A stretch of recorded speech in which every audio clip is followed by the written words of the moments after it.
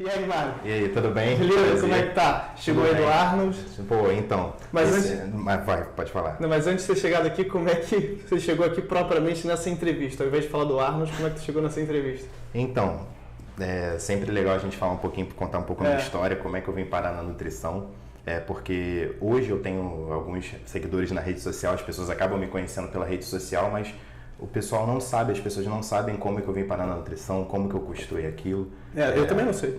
Então, eu fiz o meu ensino médio, eu sempre fui um aluno bom em matemática, em física, né? E queria fazer engenharia. Eu propriamente queria fazer engenharia, era meu curso, sempre foi particularmente bom em matemática e física, eu achava aquilo o máximo, porque é tudo perfeito, né? Tudo exato na matemática. E como eu venho de uma família humilde, na minha família tinha essa crença de que somente direito, medicina, engenharia são realmente aqueles cursos que você vai ser bem sucedido, se você fizer bem, você vai ter mais chances de prosperar financeiramente, porque acaba que a pressão financeira dos pais repercute nos filhos também, né? Uma coisa que vem acontecendo bastante.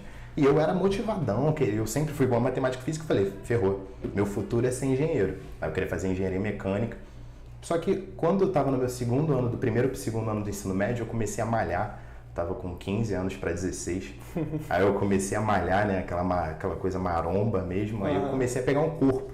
E aquilo ali, cara, começou a me deixar mais intrigado. Aí o pessoal, pô, Mário, você tá gostando, tá trocando de corpo. Aí, pô, aquilo ali na época era o máximo. Então, assim, aquilo melhorou muito minha vaidade, minha autoestima. E eu comecei a gostar daquilo, do processo. Comecei a querer entender como que funcionava o treinamento. Qual que era o treinamento melhor para eu perder gordura ou para eu ganhar massa muscular. Ou, de repente, como que a minha alimentação repercutia naquilo, como que meus hormônios, eu me aventurei em tudo, mas o que eu mais gostava... Isso tudo lendo por conta própria? Conta própria, sempre fui autodidata, assim. A gente, no processo de estudo, a gente realmente vai pelo Google, a gente acaba conhecendo as coisas pelo Google, e se aproxima do conhecimento, né, propriamente aquele primeiro passo. Sim. E aí, depois daquilo, a gente vai realmente vendo opiniões, vai procurando experts, a gente vai procurando as pessoas e vai vendo ali. Eu não tenho acho que problema em citar naquela época o maior nutricionista esportivo, eu acredito que ainda é um dos maiores dentro dessa área, era o Rodolfo Pérez, era um dos únicos, e ele era o maior reflexo ali de que era um nutricionista esportivo bem sucedido. Ainda é? Ainda é, muito bem sucedido, é um benchmark que a gente diz, né, da nutrição esportiva. E só tinha ele, assim, aquilo ali eu gostava da forma como ele trabalhava. Eu sempre gostei de lidar com as pessoas. Quem me conhece é meu amigo, sabe que eu gosto de uma resenha, eu gosto de ouvir as pessoas. E dali, conforme eu fui amadurecendo no ensino médio, eu fui percebendo que a gente vai avaliando, a gente vai começando a querer buscar o que a gente quer para a nossa vida, né? E eu, desde cedo, tive essa pressão de saber o que eu quero para minha vida. Eu sempre tive... eu nunca pude dormir um pouco no ponto nesse sentido. Por mais que eu sempre fosse da bagunça, sempre gostasse de uma festa, sempre gostasse de zoar, eu sempre... ali no fundo, no final do meu dia, eu tinha aquilo ali, sabe? Quando deita a cabeça no travesseiro... Quando você deita, você fala, cara, eu tenho que ser alguém na vida. Mas isso aí você tinha o quê? 16, 17 anos? 16, 17 anos. E aí eu fui amadurecendo, eu pensava, eu não quero trabalhar sozinho num escritório, eu não quero trabalhar em frente a um computador, para um sistema, eu quero trabalhar com pessoas, quero estar com gente o tempo todo, assim, vai me fazer muito infeliz eu trabalhar. Aí eu pensei assim, aí eu já estava estudando nutrição a todo vapor, já começava aí, naquela época a creatina era proibida, eu já usava creatina, assim, minha mãe escondia da minha mãe, ela falava que tudo era pó.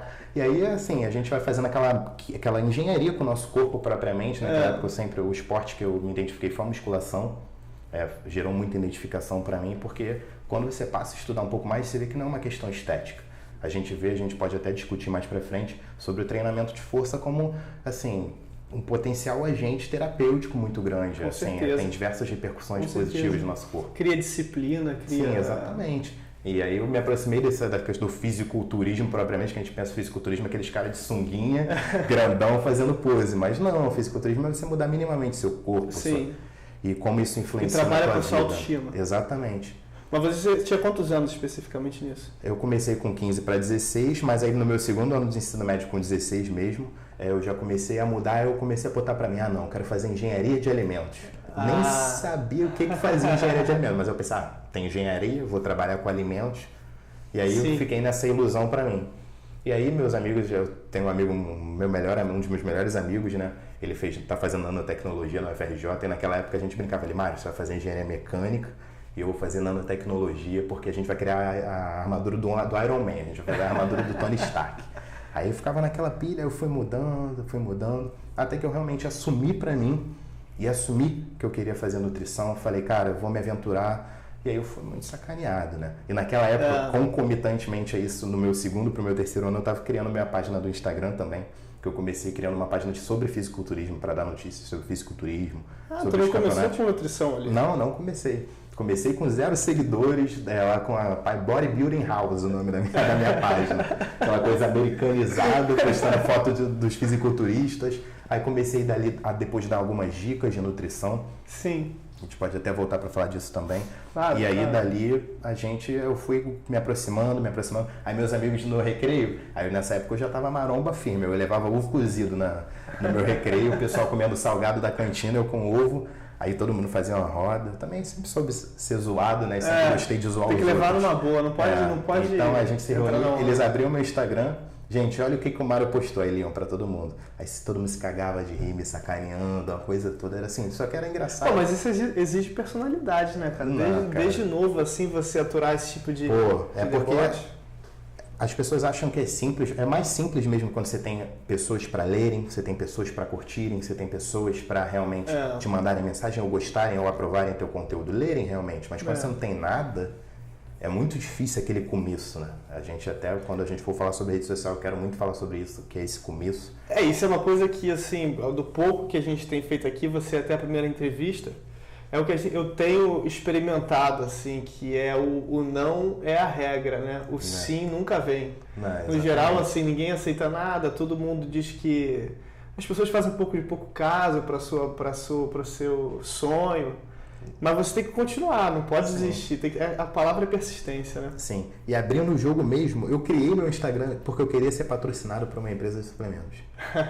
Eu não tinha grana na época, assim, também, então assim, o meu sonho era ter um whey protein, tipo assim, uma proteína, eu queria ganhar proteína em pó, queria ser patrocinado, realmente, ter aqueles suplementos, foi por isso que eu criei. E aí, dali, né, eu continuei, eu assumi que queria fazer nutrição, também foi uma chacota, e meus amigos falaram, você tá peidando pro Enem, você não vai ter nota suficiente para passar para engenharia e tá querendo fazer nutrição. Aí começou aquela minha mãe falando que eu ia morrer de fome, aquela história toda, desespero generalizado em casa, que o filho não vai ter futuro, vai fazer nutrição, vai realmente virar cozinheiro, essas coisas todas, né? Sim. E aí foi que deu no que deu, e eu sempre tive uma visão um pouco diferente em relação à minha faculdade. Eu queria fazer o FRJ porque aqui no Rio de Janeiro era a melhor opção de nutrição para se fazer, então eu consegui realmente estar no FRJ, mas eu entrei ali e eu sabia que, por exemplo, para a nutrição esportiva, que desde antes de eu entrar na faculdade eu já sabia que era o que eu queria para mim, porque isso é muito importante, né? Você escolher teu nicho no meio profissional para você conseguir se diferenciar. Você tem que se especializar. Hoje em dia o mundo é especialização. Sim, eu acho de maneira inconsciente até, não, era nutrição esportiva. Eu sabia que na faculdade eles não iam me dar essa ferramenta, até hoje. Então está sendo implementado ainda nas grades de nutrição, um pouco sobre a nutrição esportiva, da forma que isso está tomando de proporção. Mas não tinha. Eu sou um pouco descrente em relação mesmo a essa implementação dentro da faculdade, pelo menos nas públicas, assim, porque você cria uma grade, você cria uma matéria, por exemplo, nutrição esportiva, você vai ter o quê? 1 crédito, 2 créditos, né? Sim, exatamente. O professor não vai, provavelmente, ou vai dar pouca aula. Eu sou um pouco mais, hoje em dia, crente nessa forma de aprendizado, que é a forma como você faz. Em que a pessoa, ela localiza a área de interesse dela e ela começa a perseguir aquilo em todas as fontes. E hoje em dia, cara, as pessoas mais velhas podem até ter uma certa reticência com essa novidade, mas a internet tem tudo, praticamente tudo. Se você sabe procurar, hoje em dia, se eu quiser aqui, eu entro nas publicações de Harvard, a faculdade já tem sua importância, porque Harvard está aí publicando. Mas você, como um estudante brasileiro, você pode jogar na internet e ler artigos de Harvard, se você souber falar inglês. Mas o Google Tradutor também traduz bem suficientemente assim para você ter uma ideia. Então eu acho assim que esse caminho do por conta própria é válido também. A gente desmerece muito quem faz por conta própria. E parando para pensar, é muito mais difícil da forma como você tenta, né? Então, do que seguindo o rumo normal das coisas que é fazer. Se você faz, eu sei, mas assim, o seu jogo aí é você com você mesmo. Não tem um terceiro aí te apoiando. Sim, então, isso para a universidade em si, as pessoas têm aquela ilusão de que elas vão entrar na universidade. Primeiro já é um choque, você sai do ensino médio para você chegar numa universidade. Principalmente eu, que eu estudei com bolsa 100%, mas eu estudei no colégio particular, que era assim, os melhores do meu bairro, não tenho vergonha de falar disso. E quando eu entrei do colégio particular para a universidade pública, apesar de eu ter tido uma experiência na FATEC no meu ensino médio durante um ano, quando eu migrei, é um choque muito grande, porque você chega largado. Você chega lá assustado, aí você vê aquela universidade, por exemplo, no caso do FRJ, você chega lá, não tem nem papel no banheiro. Você chega lá, a estrutura no Centro de Ciências da Saúde, onde tem as áreas medicina, odonto, nutrição, é tudo assim... É ali no fundão? Isso, no fundão. Assim, não tem uma infraestrutura que às vezes você acha que vai ter numa das melhores faculdades do país. Exatamente. Não tem, a PUC tem nutrição? Não, a PUC não tem nutrição. Ah, não? Não tem. Qual é a mais renomada? Senão eu tentaria a bolsa de 100% lá. Qual é a mais renomada aqui no Rio inteiro, de particular? Estácio? De particular, cara, acredito que é Veiga de Almeida, o IBMR. Mas a UFRJ é melhor. O UFRJ... Com todos os cursos. No ranking o UFRJ é melhor, mas a UERJ é uma boa faculdade de nutrição, a Unirio também é uma ótima faculdade. As públicas no geral. Assim, o que também diferencia as públicas, ao meu ver, da particular é porque a grade é mais enxuta. Então, assim, as pessoas têm menos horas de aula, então a gente acaba tendo, por mais que muitas vezes o professor não vá, por mais que muitas vezes acabe mais cedo ou comece mais tarde, porque propriamente aquelas horas que estão ali, não necessariamente você vai ter. Quantas aulas você, como estudante da UFRJ, não deve ter tido, metade, perdido, né? Não, falando sério, metade. Então. Metade, assim, contando com atraso de professor... Tudo, greve. Então, se você parar para ver, acaba que, beleza, na particular é mais enxuta, mas assim, o tempo na pública é muito mal gasto. Totalmente. Porque, como por exemplo, na grade de nutrição, no teu primeiro período você tem a tua grade já montada e depois você consegue ir editando, né? Então, a nossa grade, o período é integral, é de 8 da manhã às 5 da tarde. Para você chegar lá no fundão, você tem que acordar, eu não posso reclamar, pego 2 ônibus para ir, 2 para voltar. Dá uma média de 1 hora, 1 hora e meia, de ida e 1 hora e meia de volta. E assim, eu moro relativamente muito perto do fundão, não posso reclamar da minha localização. Então, no final do dia, você não fez nada, você só foi à faculdade. A UFRJ só te possibilita cursar a faculdade, enquanto a faculdade particular, ela te permite também ganhar experiência fora, ter tempo para aprender com o mercado fora, o que é muito bom. Então, eu acredito que a grande diferença seja o perfil do aluno que está em cada universidade. Que diferencia a qualidade dos cursos em si, né? Não a própria universidade. Mas, assim, falando agora sobre a universidade, você estimularia alguém a fazer o curso de nutrição? Por exemplo, uma pessoa mais nova chega para você e fala, Mário, estou pensando em fazer nutrição, o que você falaria para ela? Eu falaria, cara, primeira coisa, por que você quer fazer nutrição? Sim, você gerar, acho que a gente faz esse tipo de pergunta, né? Por que a gente quer fazer nutrição? Porque, assim, não é fácil. Seria mentira eu falar que é fácil. Porque por mais que esteja numa onda, por mais que esteja num crescimento grande, todo crescimento tem um ponto de saturação. Sim. Então, assim, não adianta você querer prever teu futuro ou basear teu futuro num momento de especulação, num momento que o mercado da nutrição está inchado, está inflando, está crescendo. A bolha estoura uma hora. Exatamente. Então, assim, você tem que ter um porquê muito forte para você conseguir se diferenciar e fazer aquilo ali com vontade. Você gostar propriamente. Claro. Você gosta daquilo, por exemplo, você gerou uma identificação, eu não sei, mas eu gostei de estudar sobre alimentação, eu gosto de falar sobre. Hoje, todo mundo fala sobre nutrição, você senta num bar, você senta para comer com seus amigos. Então, é algo que te gera interesse, você gosta de estudar isso, porque realmente você tem que gostar do que você faz. E fora isso, você realmente tem que ter muito bem definido, eu acredito, que o teu passo a passo dentro da tua profissão, do que você vai fazer. Eu, desde do momento que eu entrei na minha faculdade, eu sabia tudo que eu queria para mim.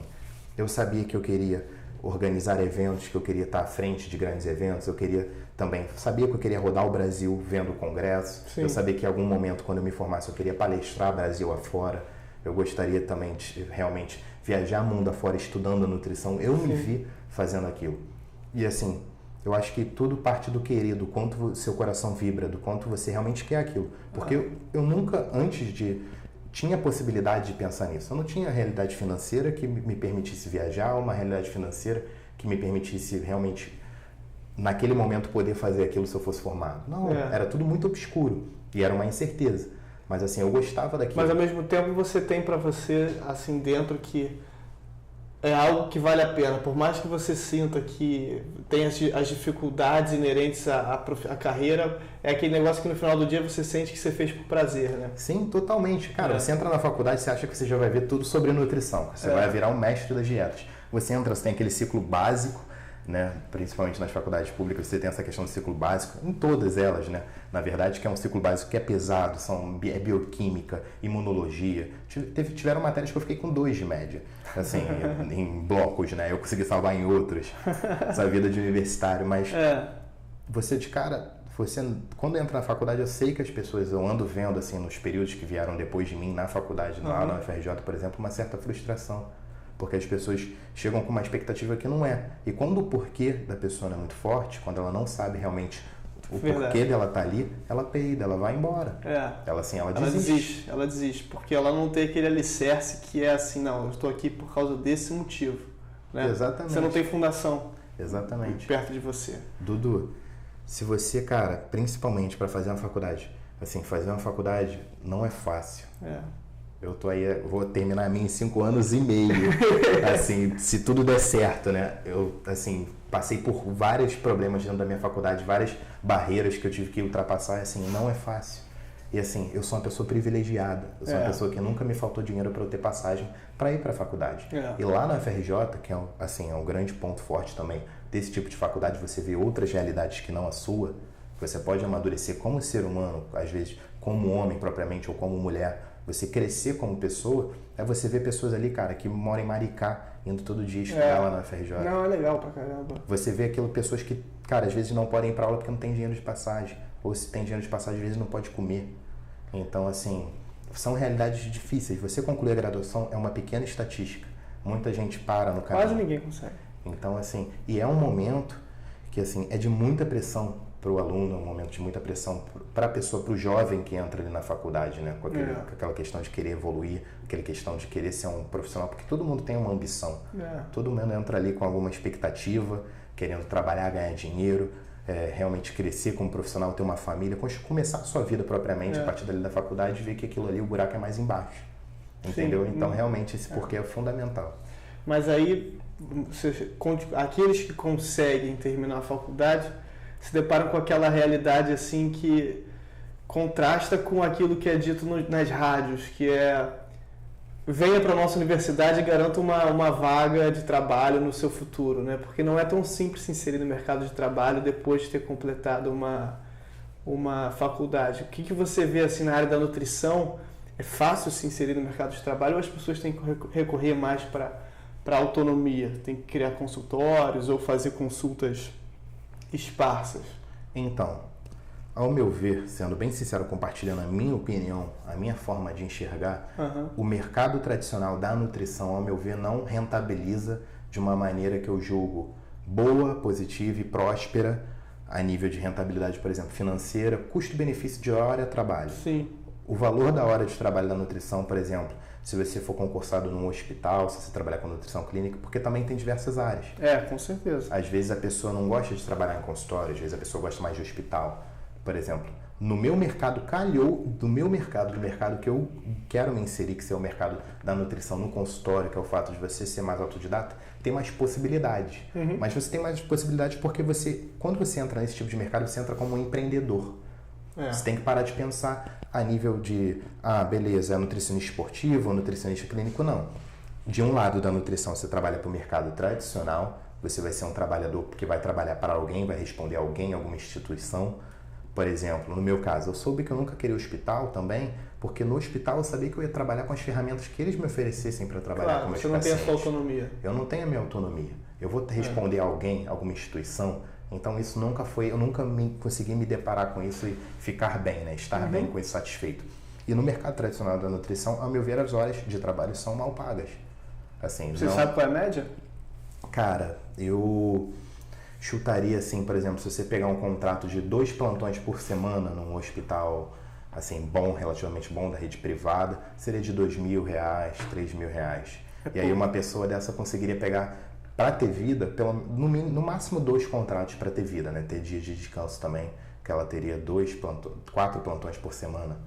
Então, é uma remuneração muito baixa comparada àquilo que a gente vê hoje em dia, escuta falar da nutrição como sendo algo essencial para a manutenção de uma vida de qualidade, né? Com certeza, completamente. O profissional da nutrição está completamente ligado com a cultura do prevenir. É isso que eu estava pensando agora, é a prevenção total para evitar que se chegue ao mais grave, que é uma consulta médica te diagnosticando com problema. Sim. E mesmo assim é mal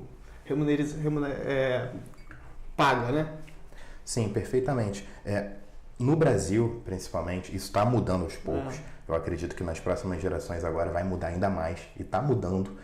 A cultura do remediar é uma cultura que fala mais alto do que a cultura do prevenir. Sim. Mas, por exemplo, com os grandes países como Estados Unidos enfrentando grandes problemas com obesidade, com o sistema deles de saúde inchado por conta de problemas que poderiam ter sido resolvidos com a nutrição, doenças crônicas, doenças cardiovasculares, câncer, muitas coisas conseguem ser, de certa forma, se diminuir a incidência daquela possibilidade daquilo acontecer pela nutrição. Então, os grandes países, as grandes potências do mundo estão começando a enxergar isso e vendo que isso é um ponto que eles vão ter que desenvolver, estudar, pesquisar. Mas em que tipo de política que você vê isso? Por exemplo, nos Estados Unidos, o que você tem escutado falar que eles têm feito para combater? Então, a nível de pesquisa e mercado, nos Estados Unidos a gente vê que está tendo um crescimento, começando a ter um crescimento muito grande do mercado de comida saudável. Whole Foods, essas coisas assim. No mercado de suplementação dos Estados Unidos sempre foi um mercado muito forte. É um mercado muito ativo, que mobiliza muito dinheiro. E assim, isso está crescendo mais. E lá nos Estados Unidos é uma grande potência a nível de estudo. As universidades lá, apesar do curso de nutrição não ser um curso semelhante ao que você faz aqui no Brasil, eu acredito que é até um pouco mais enxuto, lá a área de pesquisa no campo da nutrição sobre alimentação propriamente é muito forte. E também das grandes potências. O Brasil já está se tornando um grande pesquisador de nutrição, mas está começando de lá e certas coisas parando aqui. É isso que eu ia te perguntar, como é que anda a pesquisa assim do Brasil? Porque comparado com esses países de ponta, em termos de estudo, que são os Estados Unidos, França, Inglaterra, o Brasil tem feito pesquisas de renome que alcançam proporção internacional? Sim. Assim, o mercado da nutrição também, nível de pesquisa no Brasil, ainda eu não sei como vai ser daqui para frente, porque pelo pouco que eu me informo e eu sei que está começando a ter um corte a nível de pesquisa para o Brasil, nas universidades, né? Isso chega nos laboratórios, repercute na estrutura da universidade, em tudo. Mas o Brasil é muito forte, é uma grande potência.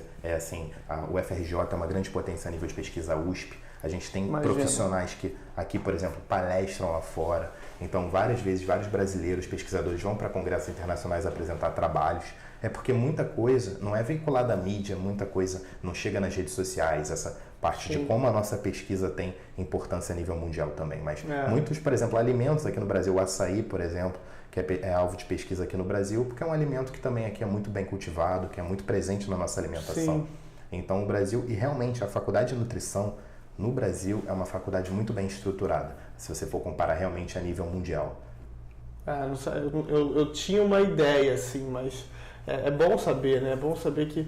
E eu estava pensando ao mesmo tempo que como é que funciona esse tipo de pesquisa em relação à alimentação local, né? De certa forma, por exemplo, nos Estados Unidos eles acabam pesquisando mais sobre a dieta deles ou eles também focam nas dietas dos países estrangeiros? Então... Porque, vamos supor, nos Estados Unidos eles fazem um estudo em relação à dieta que é a dieta mais tradicional no país deles. O quanto que isso pode ser aproveitável no Brasil? Porque a nossa dieta pode ser, de certa forma, diferente da deles em certos aspectos. Entendi. Então, o que a gente está falando muito seria da alimentação ocidental, né, dos Estados Unidos, uma alimentação de como aquela alimentação deles é estudada lá e como a nossa alimentação é estudada aqui. Isso. Então, por exemplo, a nível, falando um pouco no mercado que eu gosto mais de estudar, por exemplo, a gente agora sobre suplementação está se estudando o óleo de pequi. Por exemplo, pequi, que é um alimento que tem potencial anti-inflamatório, ele é um suplemento que está sendo estudado aqui, o óleo de pequi. Ou se separar os benefícios do açaí como fruta, assim, a pesquisa no Brasil, a nível de alimentação do brasileiro, assim, já está acontecendo e acontece, né, o tempo todo, e assim, é um potencial muito grande, né, para a gente estudar nutrição. Sim. A nível... E uma coisa que eu reparo, assim, muito pelos seus stories, é que você é um cara preocupado com ciência, né? Você é um cara que... Relativamente. É? Então... O quanto você acha, assim, que é preciso ter um estudo científico para que se possa repassar determinada dieta? Dudu, a gente pensando a nível de ciência, a gente tem que pensar que para um estudo ser feito, você tem que pensar, vamos lá, primeira coisa, você tem que saber como que um estudo vai ser feito. Você vai pegar um grupo de pessoas, que você ou vai avaliar uma intervenção naquele grupo de pessoas, ou avaliar a retirada de algo. Tem diversas formas de você fazer a metodologia do teu trabalho. Mas independente disso, você vai precisar de pessoas por um tempo controlado, em ambiente controlado, tomando uma suplementação controlada ou não, ou tendo uma alimentação controlada, ou tendo uma intervenção de exercício físico controlado. É tudo um estudo que é conduzido, que requer dinheiro, requer pessoas, requer controle metodológico, controle de tudo aquilo que está sendo feito, até ele ser publicado. Então, assim, na ciência, para algo ser publicado, ou ela tem que ter, por exemplo, ser oriundo de faculdades públicas, com o dinheiro do governo, para estudar determinadas coisas. Por exemplo, quando eu tive uma experiência em iniciação científica, que a gente avaliava o potencial do resveratrol, que é um polifenol presente na uva, na casca da uva roxa, que também é presente no vinho tinto. E como que ele seria eficaz em reduzir o desenvolvimento do câncer de mama. A gente fazia isso in vitro, né? A gente colocava o resveratrol, essa molécula, direto nas células, e também comparava o efeito dele junto com o melphalan, que é um agente quimioterápico, né? Sim, utilizado especificamente no tratamento do câncer. Do câncer. Ou do câncer de mama. No câncer em geral. E aí a gente avaliava isso. Então, assim, a gente usava um laboratório muito de ponta que tinha tem lá na efeito? FRJ. Relativamente, eu não sei se eu posso compartilhar esse tipo de coisa, não sei se já foi publicado. Tá. Mas assim, tinha um efeito, mas a dose teria que ser uma dose realmente alta do resveratrol para conseguir ter algum potencial efeito. E também estava sendo avaliado se isso teria alguma toxicidade para a célula a nível de, por exemplo, poder matar ela do mesmo jeito. Entendi. Eu sempre tive um pouco de curiosidade também nessa questão da pesquisa, que é em que momento que a pessoa pensa assim, bem, eu vou testar o resveratrol para combater a célula cancerígena. Da onde a pessoa tira essa ideia? Então, tudo começa um estudo... Obviamente tem um fundamento por trás, né? Não posso pegar uma casca de banana e vou ver o que casca de banana faz com câncer de mama. Sim, sempre tem um porquê, né? Acho que na ciência a gente sempre tenta buscar resposta para as coisas. De um estudo, você faz um estudo que você acha X resultado. Daquilo ali vai surgir outros porquês, ou outras perguntas. Daquilo ali vão se encaminhando. E nisso surgem revisões científicas também, avaliando todos, por exemplo, os estudos de determinada área, ou, por exemplo, tudo sobre resveratrol, uma revisão sistemática sobre os estudos de resveratrol para revisar todos os efeitos dele relatado pela literatura científica. E aí vão surgindo porquês e porquês. E aí, do grupo de estudo lá da FRJ, que era responsável por essa pesquisa, surgiu essa questão do resveratrol poder ter esse potencial. Aí, dentre as perguntas do estudo, seria se ele realmente teria potencial, o quanto seria esse potencial, e aí realmente desenvolver a linha de pesquisa. Mas a pesquisa, ela requer custo. Muita pesquisa é patrocinada pela empresa privada, então rola conflito de interesse, então perde-se um pouco da validade. Existe mesmo um conflito de interesse? Existe, pô. Uma coisa que eu escuto muito são os questionamentos quanto à legitimidade da pesquisa que foi feita, às vezes pela metodologia implementada, mas também muitas vezes pelo financiador da Perfeito. Se você pegar, por exemplo, na área de nutrição esportiva é muito claro de ver isso, principalmente em estudos com suplementos. Estudos com suplementos alimentares que são patrocinados para aquela pesquisa acontecer pela indústria do próprio suplemento que está sendo avaliado no estudo. Então, assim, pode acontecer realmente da empresa ter uma estrutura financeira para contratar um laboratório, financiar uma pesquisa para testar se aquilo é válido ou não. Pode rolar, mas isso vai dar ética. Mas o que acontece muito são empresas que realmente querem dar um crivo científico, porque lá fora essa questão da ciência é muito exigida, né, quanto ao funcionamento das coisas. As pessoas querem isso. Por exemplo, se você entrar num blog, cara, até uma dica para quem quiser estudar, começar a realmente se aventurar, porque eu recebo muita pergunta sobre, Mário, como que eu vou começar a estudar, começar a ler artigo científico, começar a me introduzir na ciência? Como é que eu sei o que é bom e o que é ruim? Então, define o tema. Primeira coisa, se você for pega o termo e bota em inglês, bota lá no tradutor, coloca em inglês. Os blogs, cara, americanos, os blogs realmente de outros países já são blogs que eles trazem referências científicas anexadas, linkadas aos textos deles. Então, assim, você já consegue chegar naqueles artigos facilmente. Sim. Assim, é muito simples. Você botar lá óleo de coco, coconut oil, você jogar isso aí no Google, você pesquisar lá, você vai conseguir realmente achar, às vezes, um blog que trata aquilo ali com um artigo. Aí você clica no artigo e você vai realmente destrinchar aquele artigo ali. E no Brasil a gente não tem essa variedade de pesquisa, assim, na internet. Na internet, blogs, a nível de blogs brasileiros, por exemplo, tem o Eu Atleta, que é escrito profissional. Eu já consultei algumas vezes. Ele é um ótimo profissional. É mesmo? Os colunistas sempre selecionam bons colunistas, já conheci vários que falaram lá. Um bom blog, que tem um certo crivo científico de bons profissionais, mas isso é 1 em 1 milhão. 1 em 1 milhão, né? Isso é uma coisa que eu deparo assim, porque eu gosto de pesquisar sobre tudo. E invariavelmente você cai na língua inglesa, porque no Brasil ainda é muito pouco. Você vai, e quando eu digo língua inglesa, é Estados Unidos. Sim, é difícil. Às vezes você consegue alguma coisa do Reino Unido, mas no geral você cai para pesquisa americana. Sim, e assim, o mercado, a grande questão é que o mercado dos Estados Unidos é um mercado muito ativo a nível de fazer as coisas, de lançar as coisas. Eles estão sempre buscando entender e às vezes eles trazem assuntos que vão ser debatidos aqui ainda na frente, entendeu? Eles conseguem realmente ter essa chegada na frente de certos assuntos. Não a nível de desmerecimento da nossa cultura, da nossa pesquisa, do nosso estudo. Mas assim, porque blog, quando a gente pensa em blog, a gente tem que pensar quem está por trás do blog. Lá nos Estados Unidos, o mercado digital, a gente entra em outro assunto, que é o mercado digital como um todo, é um mercado muito ativo na economia do povo americano. É um mercado que é muito difamado lá. E se você tiver um blog nos Estados Unidos que realmente não tenha um crivo científico, ou que não tenha determinado diferencial, você cai. É um mercado. Então, aqui no Brasil ainda é tudo muito cru, ainda a gente vê blogs com especulação ou escrevendo de qualquer jeito, porque você até perguntou para mim se eu era preocupado com a ciência. Eu estava querendo voltar para esse gancho. Para a gente voltar para esse gancho. Você é preocupado com a ciência até que ponto? Eu sou preocupado porque, beleza, a ciência às vezes, por exemplo, a ciência é feita a partir de uma prática. A gente testa uma prática para saber se aquilo é ciência ou não. Mas muitas vezes até algo se tornar científico demora. É um tempo de análise. Você começa com estudo in vitro, em célula, estudo em animal, estudo em humano. Você tem que fazer intervenções longas, estudos longos com um N grande de pessoas. Então, para aquilo realmente virar ciência baseada em evidência, demora décadas, demora um tempo.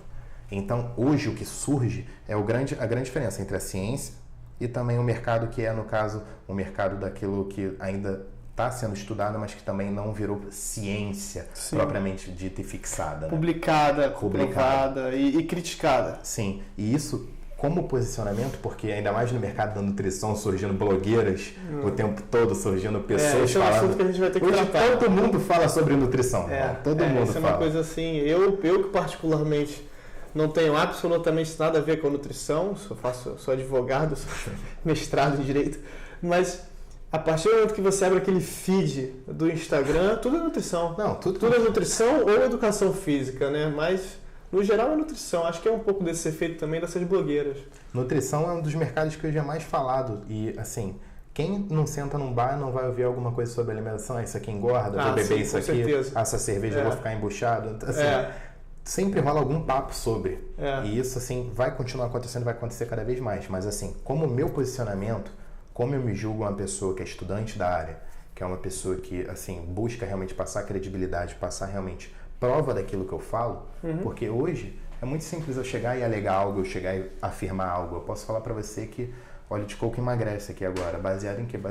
Tomei óleo de coco e emagreci. Entendeu? Esse é o nosso ambiente. Mas, assim, a partir do momento que eu chego e trago um artigo para você, trago uma ciência, eu estou me diferenciando. Para mim, Mário, eu me posiciono com ciência junto, porque eu acredito ser algo diferenciado para mim, a nível do meu posicionamento, ao contrário dos demais, falando abertamente mesmo, em relação ao mercado. Eu me posiciono com ciência porque eu sei que aquilo vai dar crivo para o que eu estou falando, para o meu discurso. Entendeu? E realmente, aquilo ali tem que ser provado. Eu tenho que ter... a gente não consulta as coisas nos livros, a gente não pode simplesmente alegar algo, porque...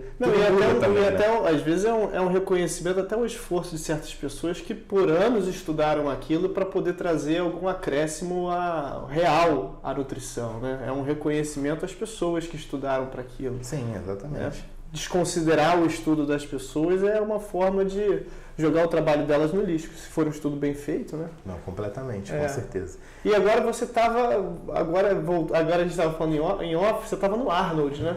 Isso, eu estava no Arnold Conference. Primeiro, eu não sei, o que é o Arnold? Então, ele empresta o nome dele? Então, o Arnold Classic é um evento de fisiculturismo que acontece aqui, acontece nos Estados Unidos, tem a Arnold Classic na Europa também, se eu não me engano, tem na Oceania.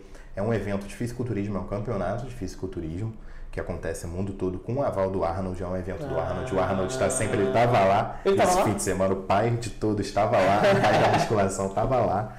Você viu? Eu não vi. Não viu, não? Não vi, fora que o cara tá cheio de segurança, né? Pra quê, né? O cara mostra aí, precisa de segurança. E aí, anexado a isso, agora surgiu, a partir da BF Eventos, que é uma empresa privada do segmento de cursos da área de nutrição, medicina e educação física, esse evento, o Arnold Conference, que é um congresso, né, voltado para a área de nutrição esportiva, que acontece concomitantemente à feira do Arnold Classic, que é o campeonato de fisiculturismo.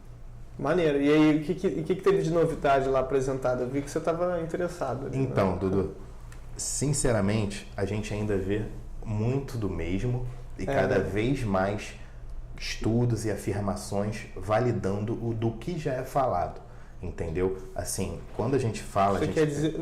Deixa eu ver se rapidinho se eu entendi. Você está querendo dizer no sentido de que essas novidades que a gente escuta falar na rede social, na verdade, é coisa mirabolante, que o importante mesmo é aquela dieta ainda tradicional que a gente escuta. Sim, completamente. Assim, o que se falaram sobre sono, falou-se sobre a microbiota intestinal, falou sobre vegetarianos e veganos, falou sobre low carb, dieta cetogênica, jejum, falou-se sobre suplementação, falou sobre a importância da atividade física e como é o impacto disso também na questão da alimentação, como que a nutrição pode andar junto com determinadas práticas, por exemplo, o CrossFit. A gente teve palestra sobre o CrossFit, mas de tudo, o que ainda se vê muito como promotor de resultado, promotor de saúde, é realmente a dieta com as especificações que os nutricionistas já trabalham. A gente viu mais validade para a questão do jejum, do low carb, para alguns potenciais. A gente falou sobre o vegetarianismo e o veganismo como também potencial terapêutico para diversas questões. E assim, a gente realmente frisa muito que é a pessoa ter um estilo de vida mais saudável, a pessoa praticar atividade física de alguma forma, não ser sedentário, né? A gente, assim, não induzindo as pessoas a praticar exercício físico, não orientando nada, mas ainda o sedentarismo mata. Assim, a má alimentação mata, a falta de micronutrientes na tua alimentação, realmente a má nutrição como um todo. Eu acho que vai ser, inclusive um dos tópicos que a gente pode até conversar aqui sobre o estudo da Lancet, né, que foi publicado. Foi a primeira sugestão que eu te fiz, né, que então, hoje em dia a dieta fast food já mata mais do que o cigarro, segundo essa Lancet Medical Journal. Então, falando um pouco sobre esse estudo, agora um estudo publicado em 2019. 11 milhões de pessoas por ano. Então, foram 25 anos, se eu não me engano, que essas pessoas foram acompanhadas. Antes de mais nada, é um estudo observacional, onde observou-se essas pessoas. Então, assim, não tem como se estabelecer associação entre um estudo observacional e realmente aquele fim. Uma coisa não comprova a outra, mas assim, desses grandes estudos observacionais, assim, o Lancet é uma revista científica muito forte, tem um fator de impacto muito forte. Então, assim, o que é publicado lá é um bom trabalho. E esse estudo foi patrocinado pela empresa do Bill Gates, se eu não me engano. Sim, da Bill e Melinda Gates. Sim, foi a fundação da Bill e Melinda Gates Foundation. Foi um estudo que avaliou realmente essa questão da alimentação e como a má nutrição ou como algumas questões de dentro da alimentação da pessoa podem repercutir em potenciais clínicos, por exemplo, aumento da incidência de doenças cardiovasculares e etc. Isso é comprovado? Não, completamente. Mas quando você diz que foi observacional, você pega. Então, pela média das pessoas que tiveram aquela alimentação, elas tiveram um tempo de vida menor do que a média que se alimentou direito. É esse tipo? Sim. Ou durante, por exemplo, o tempo do estudo, pessoas que morreram e do que morreram nesse estudo. Do que eles morreram. Entendeu? Será que teve relação com a alimentação dela? Ou, de repente, durante esse tempo do estudo, novas incidências, por exemplo, pessoas que tiveram problemas cardiovasculares durante o tempo de acompanhamento do estudo. Sim. Sobre qual foi a relação entre as características alimentares daquelas pessoas e realmente os fatores clínicos que aconteceram naquelas pessoas. Sim. Mas, por exemplo, num estudo desse, muitas vezes você não consegue isolar, às vezes, as pessoas que são sedentárias, as pessoas que praticam atividade física, Sim. as pessoas que dormem mal, que dormem menos. As pessoas que têm uma carga genética já exatamente. propensa histórico familiar, você exclui esse tipo de fator, você Sim. exclui fatores, por exemplo, beleza, até o início do estudo, mas e antes? O que a pessoa teve antes na vida dela? Entendeu? Essas características. Então, tem certos fatores que podem ter um grau de intervenção dentro daqueles resultados. Por isso que você não pode, com toda certeza, afirmar isso aqui vai causar isso. Causa isso. Mas, assim, dá uma grande ideia. Pelo grande número e volume de pessoas que foram acompanhadas, pelo tempo em anos, assim, dentro da ciência, isso aí foi um estudo, é a Ferrari dos estudos, entendeu? Assim, a nível de o que esse estudo deve ter gastado. Sim, deve ter sido milhões e milhões de dólares. Assim, beleza, teve conflito de interesse, empresa do Bill Gates que patrocinou isso, então assim... Mas qual também seria o grande propósito? Exato, isso talvez essa pesquisa não tivesse sido feita se não tivesse o apoio privado. Exatamente. Então, aí que a gente tem que tentar entender realmente essa relação do conflito de interesse dentro do estudo, né? Não, e a própria lógica americana não é uma lógica que funciona com o patrocínio, com o subsídio estatal. A lógica americana ela é toda conformada pelo subsídio privado. São empresas que patrocinam, por exemplo, nas universidades são os ex-alunos que fazem grandes contribuições. Então, você partir para esse tipo de crítica nos Estados Unidos, você vai deslegitimar qualquer pesquisa deles. Porque a maioria das pesquisas deles, pelo pouco que eu sei, são subsidiadas por meios privados. Tem um pouco do... Sempre assim, um pouco do conflito de interesse. E é o que você falou, é uma pesquisa grande, né? E, acima de tudo, é algo que você, por mais que não seja da área, consegue observar. Todo mundo tem algum familiar ou tem algum conhecido que percebe que se alimenta mal e que ele paga no dia a dia por esse hábito alimentar nocivo, né? Tá obeso ou tem problemas cardíacos, é algo que, assim, cientificamente só se comprova, mas que a olho nu basta ter um pouco de percepção e bom senso que você vê, olha, esses hábitos alimentares dela devem estar influenciando na vida dessa pessoa. Sim, inclusive nesse estudo, assim, as relações que eles criaram, que eles citaram, dentre algumas delas, eu não consegui ler o estudo completamente, é um estudo muito denso. Imagino. E assim, é denso, eu não consegui ainda ver ele todo, mas pelo que eu já li, ele mostrou, por exemplo, mais uma vez, sendo falado a questão da ingestão de sódio, como um potencial ali agente que vai influenciar em questões terapêuticas, por exemplo, cardiovasculares. A gente vê a grande ingestão de gordura saturada, baixa ingestão de gorduras poli e monoinsaturadas, baixa ingestão de frutas, baixa ingestão de legumes e hortaliças, o que já é algo que a gente vê aí, assim, em coisas muito básicas. A gente, às vezes, agora está, beleza, exigindo ciência, pedindo ciência, mas, assim, para coisas muito simples. Aquelas coisas que nossa avó falava pra gente, que a gente brincava assim, come mais fruta, come mais vegetal, hortaliça. São coisas que você resolve com muito pouco.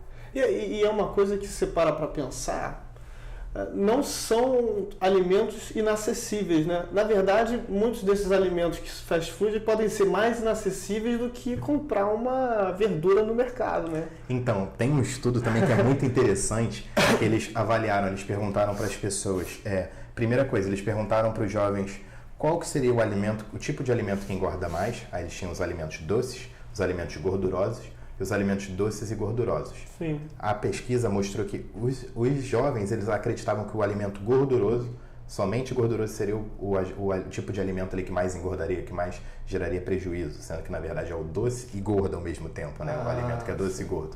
E mostrou nisso que para as pessoas, eles acreditavam que a salada, que esse tipo de alimento seria o alimento mais caro a se pagar, né?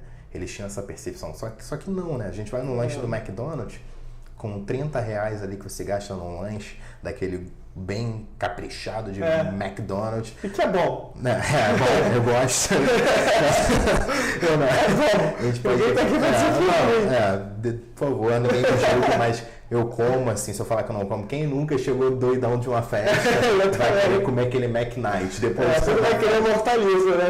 Não tem como. Então, não tem como ficar com salada sempre. Sempre um pouco de McDonald's e um pouco de salada. Mas O preço, R$30, você vai pegar o quê? Uma bandeja de 1 quilo de peito de frango, você pode pegar uma cenoura, você pode pegar umas frutas. Então, assim, com um lanche você arruma uma organização ali para 5 refeições. Então, assim, realmente de custo, é porque as pessoas hoje acabam achando que o que é saudável é caro. O que é saudável é o biscoitinho do Mundo Verde. Eu não sei nem se eu posso falar sobre empresa. Não, fala o que você quiser. Então, fala o que você quiser. É o pacotinho fit dessas empresas, é o biscoitinho, aquela barrinha de proteína de R$10. Ser fit é comer a blueberry da blogueira, é comer aquela alimentação. Eu acho que essas pessoas também têm uma certa, não sei se é culpa, mas tem uma certa responsabilidade, porque elas transmitem essa ideia que as coisas são caras também, né? Você comer blueberry não é nada acessível. Não, se você for comendo 200 gramas de blueberry, você vai ficar falido. Você não vai ter como. Mas assim, uma alimentação realmente saudável, baseada em arroz, feijão, que é um alimento bom do brasileiro, né? A gente comer realmente uma proteína ali, quem come ou quem não come, ou ter uma hortaliça no teu prato. Se realmente tem um prato saudável, não custa caro. É algo que é acessível. Assim, realmente no Brasil existe uma camada da população que nem a isso tem acesso, que é uma camada muito grande, que você acaba percebendo isso. Quando você está lá na FRJ, você tem estágios que você pode passar e se deparar com pessoas, estágios sociais, que você se depara com pessoas que realmente não têm essa realidade, que são pessoas que vão ter que comer salsicha o dia, assim, a proteína delas é a salsicha, ou que comem assim, farinha para realmente ter algum tipo de sustância. São pessoas que comem muito pouco, que não têm acesso à alimentação. Então, assim, a gente acaba tentando julgar aquilo ali, aquela aparência da blogueira, né? Aquela vida ali que ela tem, que assim, ela come em restaurante todo dia, ela recebe produtinho todo dia, então aquilo ali nem do bolso dela sai. A gente acaba julgando aquilo ali como saudável, sendo que na verdade existe um pouco que promove muito, então assim... Que já seria o suficiente para a pessoa conseguir ter uma vida saudável, né? Não, exatamente. Mas apesar disso, a gente anda na rua, pega metrô e vê que a maioria da população, se posso dizer que a maioria está acima do peso. Então, isso infelizmente é uma realidade. Aquelas pessoas que começam a ter um acesso à renda um pouco maior e que começa a permitir comprar um alimento ou outro melhor, essas pessoas já hoje em dia já estão acima do peso, né? Então, eu mesmo, eu já trabalhei assim em ritmo de escritório, né? De você chegar num horário, sair num horário e ficar aquilo ali. Eu, por não ter programação em relação a fazer minha comida, ou realmente organização alimentar, eu comia McDonald's quase todo dia. Eu comia uma porcaria assim, era rápido. Era prático para mim. Eu chegava, pedia um iFood, não precisava, continuava produzindo lá no escritório, não parava. Então, assim, hoje acontece que também o brasileiro, infelizmente, muitas pessoas acabam que também para ter uma renda, assim, é muita coisa que gera isso, mas assim, às vezes a desorganização das pessoas hoje, time is money, mas assim, o money está sempre faltando pra gente, então as pessoas sempre trabalham muito, ganham pouco para aquilo ali, estão sempre abdicando de si para dar mais atenção, por exemplo, o trabalho, realmente, não quero parar 1 hora para cozinhar o que eu tenho que cozinhar, realmente não é não tem nem tempo. Não tem tempo, falta tempo e falta organização principalmente, falta as pessoas realmente terem entusiasmo em verem realmente o porquê de se fazer uma alimentação boa para realmente pegar e fazer aquilo, porque é chato, cara. Eu nunca consegui fazer, como estudante, nunca consegui fazer uma dieta de um cardápio só. Ter um cardápio, eu não consigo. O que a gente faz, eu não consigo fazer, por exemplo. Porque minha rotina, por exemplo, é uma loucura. Imagino. E você é um estudante de nutrição. Imagino que as pessoas que não estejam tão preocupadas com isso acabem recorrendo mais àquela ideia dos ultraprocessados. O cara sai, compra uma lasanha congelada, compra... E isso daí é realmente assim, totalmente nocivo à saúde dela. Não só nocivo o alimento processado e ultraprocessado em si, porque faz muito mal. Normalmente esses alimentos são ricos em açúcares, são ricos em gorduras saturadas, são ricos em açúcares e gorduras saturadas e sódio. Então são alimentos muito carregados nesses nutrientes que junto fazem um estrago no nosso corpo, tem um certo impacto negativo, né? E assim, o que rola muito é a desorganização. O fato de você não ter rotina alimentar, as pessoas hoje não sentam mais para tomar café. As pessoas não sentam mais para almoçar. Ter o hábito de você se desligar do seu celular, por exemplo. Hoje, uma área que está sendo muito estudada é o Mindful Eating, que é o fato de você comer realmente concentrado no teu prato de comida. Vem do Mindfulness? Exatamente. Você realmente sentar, comer, porque já tem estudo que mostra que o simples fato de você comer vendo no telefone. Eu já vi, você come mais. Você come mais. Você não tem a percepção de realmente que você comeu. Exatamente. E, cara, isso é prática. Se você parar para analisar isso na tua vida, acontece. Sim, isso daí você constata na sua própria vida. Você nem percebeu o que você comeu. Você nem percebeu. Então você vê, você ainda tá com aquela fome emocional. Assim. Sua fome, beleza, você tá saciado, você tem alimento, você tem nutriente para nutrir teu corpo, você não vai desmaiar. Mas você tá com aquela fome emocional, meu Deus, preciso de beliscar alguma coisa, preciso comer. Porque assim, tá fugindo do nosso hábito agora essa questão de não se alimentar. E até assim, eu bati na empresa dos produtinhos fit, mas até dando uma força para eles, porque esse tipo de mercado tá ganhando força e é um mercado bom também. Tem empresas sérias no mercado de, por exemplo, produtinhos e snacks fit, que assim, ajudam as pessoas que têm bons nutrientes, que são alimentos mais in natura, mesmo que embalados. São alimentos que são de boa qualidade, são alimentos mais orgânicos. Não se encaixam naquele ramo de ultraprocessados. Sim, empresas que ajudam pequenos produtores, assim, apesar de ainda ser muito inacessível por parcela da população, por ser relativamente caro para se incluir nos hábitos alimentares, para realmente essa parcela que é mais ativa, assim, que tem uma certa renda um pouco maior, que acaba comendo essas porcarias, pode acabar migrando. E assim, isso, eu acho que a nível disso pra gente, até para falar um pouco para estudantes de nutrição e para profissionais, porque nesse contexto a gente pensa assim, ou a gente tem que bater nessas empresas de produtinhos fit, ou eu odeio ou eu amo, mas não. Assim, tem casos e casos. Tem casos que se a pessoa chegar às vezes no teu consultório, assim, não a nível, não estou prescrevendo nada, não estou falando mais assim, para o profissional, para o estudante que estiver assistindo esse vídeo, que vai assistir esse vídeo, eu espero que assim, você tem que amadurecer isso porque a gente lida o tempo todo com pessoas.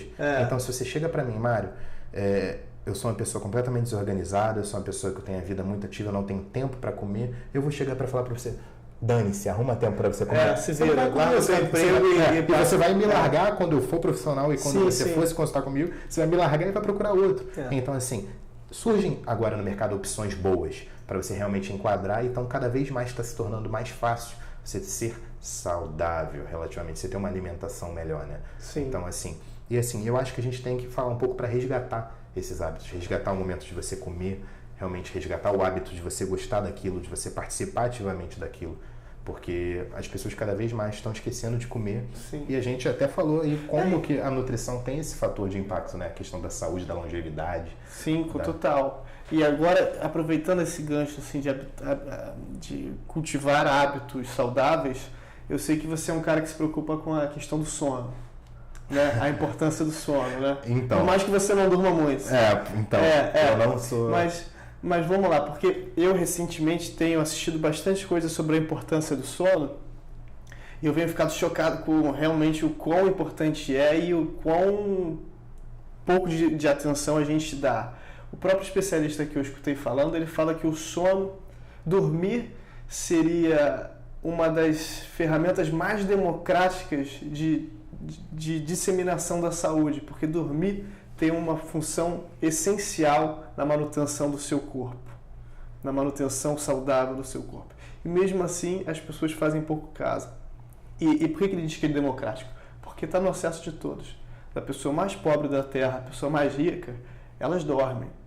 E essa ferramenta está sob o nosso acesso e a gente faz pouco caso. Qual a importância do sono no aspecto da nutrição? Eu já vi, não sei se foi você que disse, que pessoas que dormem menos têm vontade de comer mais açúcar. Tem algo desse tipo? Gostei desse termo, é uma coisa democrática, né? Algo que todo mundo tem acesso ao sono. Todo mundo dorme. Então, por mais que olhe a minha cara que é acabada, tudo democrático. De estar assim com o meu sono completamente regulado. Assim, eu durmo pouco, eu sou uma pessoa que tem hábitos noturnos, mas isso é péssimo, porque falando a nível de sono, a gente tem um ciclo no nosso corpo que gira em torno de 24 horas, que é um ciclo regulado pelo claro e pelo escuro, que é pela luz do sol, teoricamente, mas a gente hoje tem essas luzes artificiais, exatamente, que é o ciclo circadiano, e o nosso sono é um dos grandes potenciais reguladores desse nosso ciclo circadiano. Sim. Então, durante o nosso período do sono, que no caso ali a gente preconiza aquela quantidade de 6 a 8 horas ali, para a pessoa de boa qualidade, né, para a pessoa conseguir cumprir as funções dela, ela tem uma secreção hormonal durante aquele período, hormônios como GH, melatonina, que são hormônios responsáveis por regular realmente o corpo dela. O corpo da pessoa entra em outro estado hormonal, que aquilo ali, durante quando o dia dela amanhecer, né, depois das 6, 8 horas, ela ao acordar, ela tem um pico do hormônio cortisol, por exemplo, que é o hormônio do estresse, relacionado à forma como a pessoa levanta. Então, assim, o sono, só falando um pouco sobre os potenciais efeitos dele, se você desregular seu sono, às vezes você pode influenciar teu pico de cortisol matinal. Então, você tem um pouco, pessoas que têm mais dificuldade para acordar de manhã, pessoas que realmente tocam o despertador. É por isso que certas pessoas acordam estressadas. Sim, exatamente. É a ciência. Assim, tem pessoas que são mais sensíveis a esses picos de cortisol. Eu acordo estressado. Não, tem amigos meus que acordam assim já no 220. Vamos fazer alguma coisa, vamos sair. Não. Eu, por exemplo, por ter hábitos ruins de sono, eu sou uma pessoa que eu sou de lua. Às vezes você vai me encontrar, eu não vou nem acordar. Eu tenho problemas de sono. Então, assim, às vezes eu acordo mal-humorado, acordo estressado, tipo assim, acordo cansado realmente quando eu durmo mal. Então, assim, o nosso sono tem a ver com isso. E o nosso sono, eu até escrevi um e-bookzinho sobre sono. E o nosso sono, a quantidade de horas que a gente dorme, está relacionado, já tem trabalho científico com isso, está relacionado com as nossas escolhas alimentares, está relacionado com a nossa capacidade de ganho de massa muscular, nossa capacidade de oxidação, relativamente perda de gordura a nível estético, está relacionado com fatores, por exemplo, inflamatórios, está relacionado também com N outros fatores. Mas, assim, na área da alimentação, principalmente na questão comportamental, se estuda muito esses efeitos do sono, essa busca. E assim, é verdade, as pessoas que acabam tendo menos horas de sono, acabam tendo mais busca, né? Mais desejo por alimentos potencialmente gordurosos e açúcares, né? Que são alimentos que promovem mais felicidade, satisfação para as pessoas. Né? Então, realmente o sono é algo que, se controlado, a gente realmente consegue ter muitos potenciais benefícios. Mas a questão é, na nossa sociedade, com as pessoas... Hoje se fala, por exemplo, nesses estudos que falam sobre sono, a gente fala sobre pessoas com jet lag errado, né? Pessoas que têm um certo jet lag no dia a dia delas, porque são pessoas que vão dormir 3 horas da manhã. Não é normal. As pessoas vão dormir 2, 3 horas da manhã, vão fazendo coisas, realmente vivendo a vida 3 horas da manhã. São pessoas com hábitos noturnos. Isso, de certa forma, não é saudável. Estuda-se muito trabalhadores de turnos, pessoas que trabalham realmente à noite por turnos. São realmente pessoas de alvo de estudo para avaliar o sono, que mostram realmente esses malefícios da pessoa estar realmente trocando o dia pela noite. Então isso não é saudável. É uma bola de neve, né? A pessoa dormir menos, pelo que eu venho vendo, já é um sinal de que você pode ter uma vida mais curta. Aí você acaba por dormir menos se alimentando pior. Então é um ciclo que só gera uma piora de um do outro, né? Sim. Você come pior, dorme pior. Dorme pior, come pior ainda. Fora que você tem uma certa desregulação dos teus hormônios, então aquilo afeta muito teu fator psicológico, teu fator comportamental no teu dia a dia, como você vive a tua própria vida. Então, assim, é uma coisa que dentro de você acontece, que às vezes você menospreza seu sono e não entende, e assim, às vezes as pessoas se encontram em situações da vida dela, que elas estão tendo problemas, que as coisas estão dando errado, às vezes ela está com menos energia, às vezes ela está cansada, ela não tem, às vezes, libido sexual, às vezes a pessoa não está conseguindo ter resultado na academia, já passou por vários profissionais, já passou por vários educadores físicos, treina, come bem, faz dieta, mas assim, não tem resultado. Aí quando você vai investigar a pessoa, você vai conversar com a pessoa, ela tem um sono completamente errado. Sim. E assim, e é algo que eu já pude perceber também na minha qualidade de vida, em momentos, em fases que eu tenho um sono regularizado, que eu consigo ter hora de dormir, hora de acordar, que eu consiga respeitar aquela quantidade, que eu consiga realmente ter um ambiente ali de sono proporcional ali, realmente, que me promova relaxamento, que eu consiga realmente relaxar o corpo, né? Quantas vezes, eu acho que você já deve ter passado por essa fase de dormir, você pode ter dormido, mas você acordou, parece que não dormiu nada, parece que você está completamente destruído ainda, você não se recuperou. Você não descansou de fato, você não entrou naquele sono REM que eles falam. Exatamente. Então, você só fechou o olho. Você só pegou o olho. Então, assim, isso tudo é ciência, mas é ciência que a gente na vida prática a gente consegue ver tranquilamente, né? Algo muito perceptível.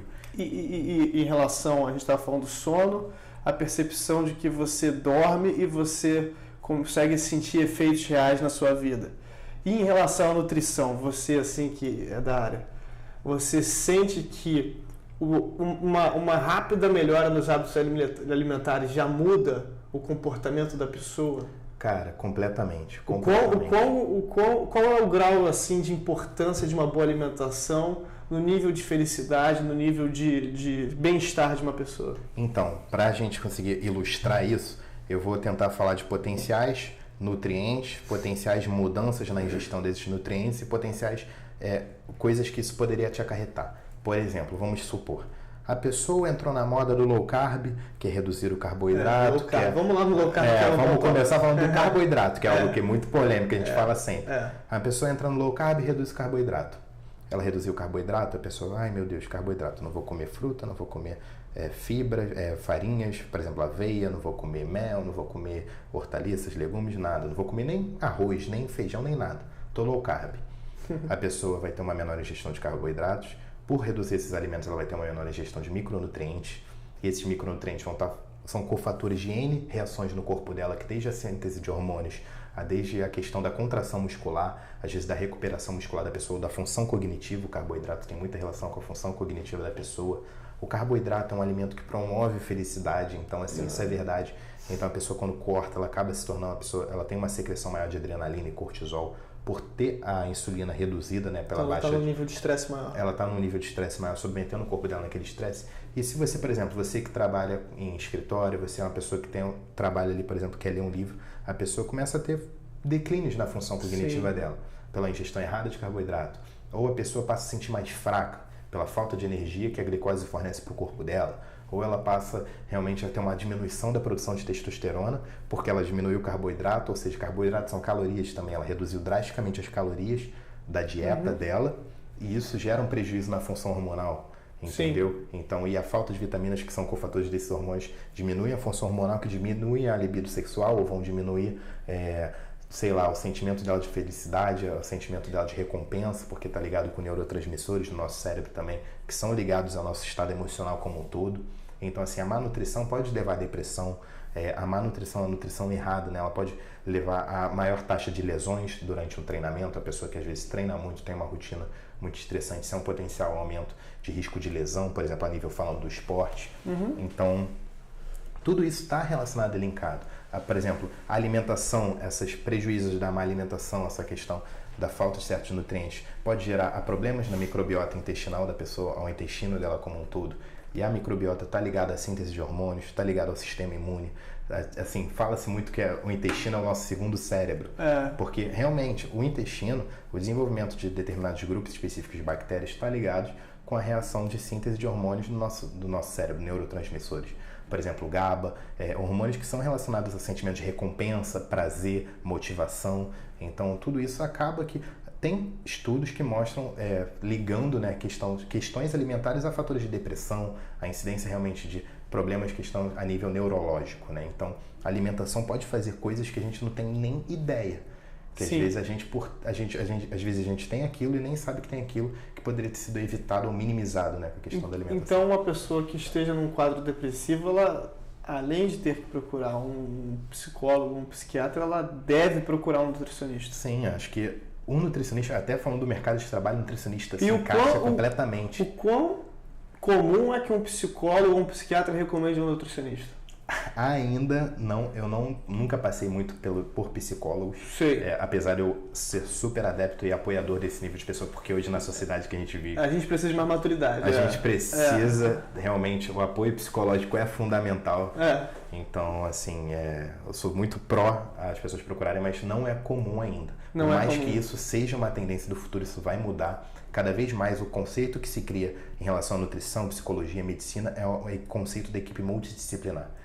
Os grandes consultórios hoje, tanto com grandes médicos, grandes nutricionistas, trabalham em conjunto na multidisciplinaridade, tanto no esporte, fora do esporte, no dia a dia. Psicólogos que conversam com nutricionistas, que conversam com educadores físicos, que conversam com os médicos. Sim. E assim você consegue realmente, cada um na sua área, se juntar e fazer realmente promover um efeito melhor ali. Mas não é comum ainda. Não realmente é, né? Ainda hoje em dia, pelo menos aqui no nosso cenário, é um pouco cada um por si, né? Ainda rola muito essa rixa. Eu vou tratar ele aqui, se ele quiser, ele procura um nutricionista, mas eu não vou nem citar. Depende muito do profissional que está consultando essa pessoa. E do seu público, infelizmente, cara. A gente, por exemplo, a gente vê muito, às vezes, educador físico prescrevendo dieta, a gente vê, sei lá, às vezes médico dando orientação nutricional, ou até nutricionista prescrevendo treino, prescrevendo hormônio, realmente se enfiando na área um do outro, porque muitos pacientes que chegam não têm condição financeira de arcar com o custo que é hoje você ter um acesso a esse tipo de profissional. Sim. Cara, é muito caro. O nutricionista, o psicólogo, geralmente são os primeiros cortes de despesa quando a pessoa tem um certo declínio financeiro. Né? Bem, eu vou cortar nutricionista porque são supérfluos. Exatamente. Né? Não deveria ser, talvez. Sim. Mas é o que acontece. Infelizmente, até para as pessoas que têm plano de saúde, o plano de saúde paga muito mal para os profissionais, rentabiliza muito mal. Então, cada vez mais você vê uma migração dos bons profissionais para o mercado privado. Você tem que pagar uma consulta privada. Você vai pagar psicólogo, seu personal trainer, seu nutricionista e um bom médico, às vezes ele é um psiquiatra, se for o caso da especialidade que você precisa mais de um suporte, você gasta um dinheiro.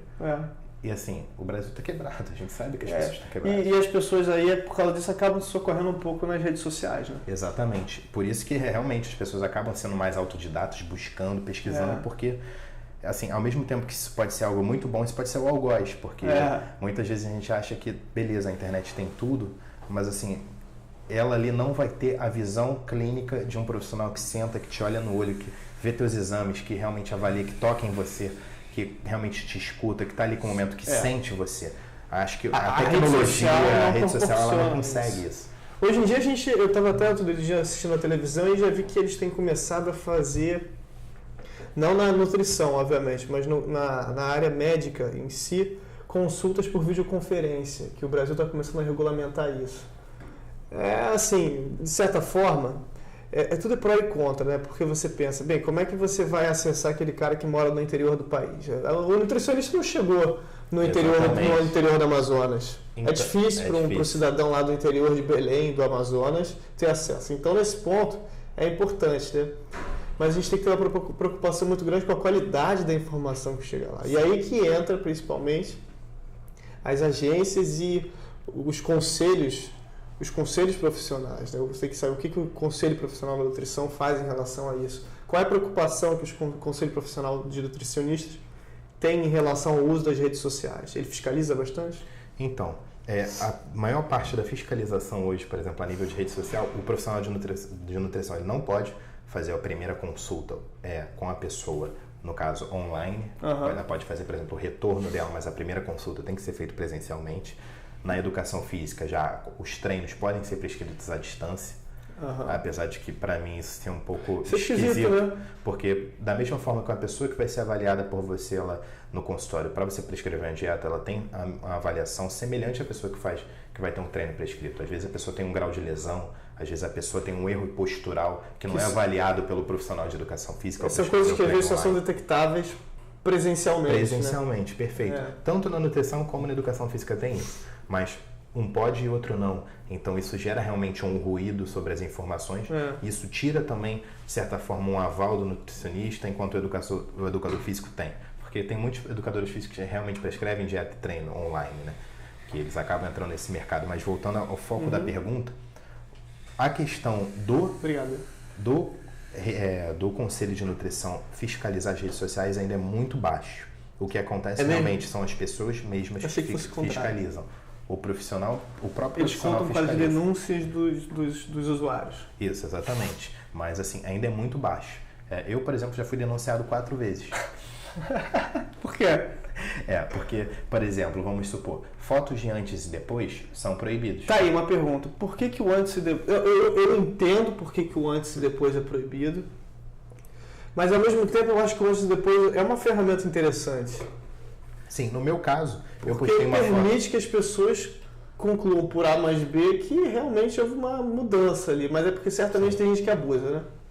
No meu caso, quando eu compartilhei o antes e depois, eu estava numa fase um pouco mais largada, trabalhando muito, estava mais gordinho, mais inchado, mas eu inclusive citei isso no meu post, eu falei que eu já treinava há muito tempo, que eu estava naquela condição estética por conta da minha rotina, que estava desregularizada. Sim. Eu postei aquela imagem do antes, postei a diferença de tempo e mostrei meu depois, que foi um resultado realmente muito bom, que foi algo que eu fiz. No caso, o conselho diz que eu estou me promovendo e promovendo o meu trabalho a nível de criar expectativas para as pessoas e isso ser negativo, né? Esse fato de você criar expectativas para algo que normalmente não se aplica pela questão da individualidade. Mas, por exemplo, no meu caso, no post, eu citei isso. Eu citei que meus resultados foram mais rápidos para eu já ter um histórico de treinamento, eu já tenho um histórico de alimentação, ter essa certa memória. Eu citei também que aquilo ali funcionaria para mim e não funcionaria para os outros, eu não dei nenhum tipo de orientação. Então, assim, você vê que algo é proibido, mas, por exemplo, eu acredito, não defendendo o meu caso, mas mostrando que, assim, tudo deve ser muito bem avaliado. No meu caso, eu fui generalizado, foi uma questão de, realmente, foi um antes e depois e não poderia, porque é proibido. E eu nem sabia disso, então eu fiz e realmente fui saber depois quando eu fui denunciar. Eu acho que deveria ser uma coisa analisada mais caso a caso, porque Sim. é importante às vezes você ver um antes e depois, porque, por exemplo, o seu caso não é o caso específico em que você era uma pessoa obesa e que se transformou no que você é hoje. Mas às vezes para uma pessoa que tem um quadro clínico de obesidade, ela pode ver um antes e depois e ver, poxa, esse cara hoje em dia tem essa condição e antigamente ele era parecido comigo. Sim. Então assim, você tira também esse lado pró, que é de inspirar as pessoas a buscarem algo que elas viram que outras pessoas conseguiram. Sim, né? Infelizmente... Fica só no relato textual, mas o visual também é importante. Eu entendo muito essa questão de ser proibido. Esse é um argumento válido a nível de gerar expectativa, mas assim, infelizmente, não é algo que eu acho que se aplica para todos os casos, assim como você disse. Eu acho que deveria ser avaliado caso a caso, mas o sistema, o conselho não é forte o suficiente para conseguir. Imagina fiscalizar todas as contas que postam antes e depois. Você realmente...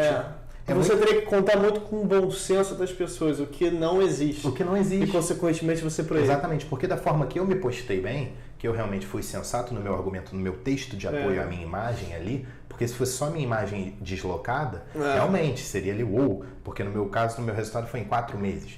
O cara teve um grande resultado em 4 meses, então aquilo ali poderia estar incitando algo. E rolou algum questionamento de que você tomou algo que seria proibido? Não, sempre rola esse tipo de questionamento. 4 meses para ficar assim, só tomando bomba, hormônio? Sempre rola e eu sempre exponho tudo que eu uso, nunca escondo. Na verdade, eu não exponho dosagens, nem exponho totalmente tudo que eu uso, até porque isso é caracterizado como prescrição. Um profissional, eu não posso, eu já fui denunciado por isso também, pelo fato de eu expor... Já fez música no Fantástico? Não, eu inclusive estou 15 dias fora da faculdade porque eu fui expulso 15 dias por conta... Atualmente? Atualmente, estou 15 dias fora da faculdade. Tá bom? Aqui ao vivo, gente. Eu quero falar que eu consegui ficar 15 dias fora da UFRJ por ter sido expulso da faculdade, por ter sido denunciado minha 4ª vez. Que isso, cara? Porque eu exponho o que eu uso, entendeu? E às vezes quando eu exponho o que eu uso, eu exponho algo que tem uma marca. O nutricionista não pode ser vinculado, o nutricionista estudante de nutrição não pode ser vinculado a uma marca, você não pode ser vinculado de certa forma que você escreva um ativo, o nome de um produto, porque isso é caracterizado como prescrição ou orientação nutricional no meio online. Cara, por mais que, no meu caso, eu sou denunciado, o que acontece, a lei funciona comigo, Mário, eu fui denunciado 4 vezes, eu fico até feliz porque eu falo, caraca, funciona, show, tá rolando esse negócio da denúncia. Mas com outros não. Mas com outros não, por quê? Além de eu ser um estudante de uma faculdade renomada que é o UFRJ, eu sou denunciado sempre ou por pessoas da própria instituição da faculdade ou por pessoas que são realmente estudantes de nutrição, que são pessoas realmente da área, que tem uma certa... Eu sei disso, eu sei quem são, eu sei, assim, mais ou menos... de onde chegam as denúncias. Eu sei que são de pessoas... E você é um cara que tem um Instagram popular, né? Então, assim, realmente eu tenho uma certa visibilidade, eu já fiz um certo barulho, eu sei que eu faço um barulho, e eu tenho uma visão muito diferente, assim, eu não tenho vergonha de me posicionar contra as coisas que eu acho. Então, de certa forma, isso desagrada. E quando você desagrada, você realmente, as pessoas você está exposto a isso. E assim... ninguém agrada a todos, ainda mais você que é um cara um pouco polêmico, certamente. Às vezes muito polêmico. E, assim, eu errei, realmente funcionou comigo. Eu não critico nenhuma das 4 vezes que eu fui denunciado, porque foram 4 justas causas. Sim. Eu realmente fiz algo que não podia, apesar de eu ter me postado e por me aparecido bem ali. Sim. Por isso que nunca gerou algo maior ainda. Então, se tivesse sido realmente algo feito com má fé e má índole, depois dessas 4 denúncias aí, eu já com certeza teria pedido a possibilidade de tirar meu CRN. Mas não funciona no geral.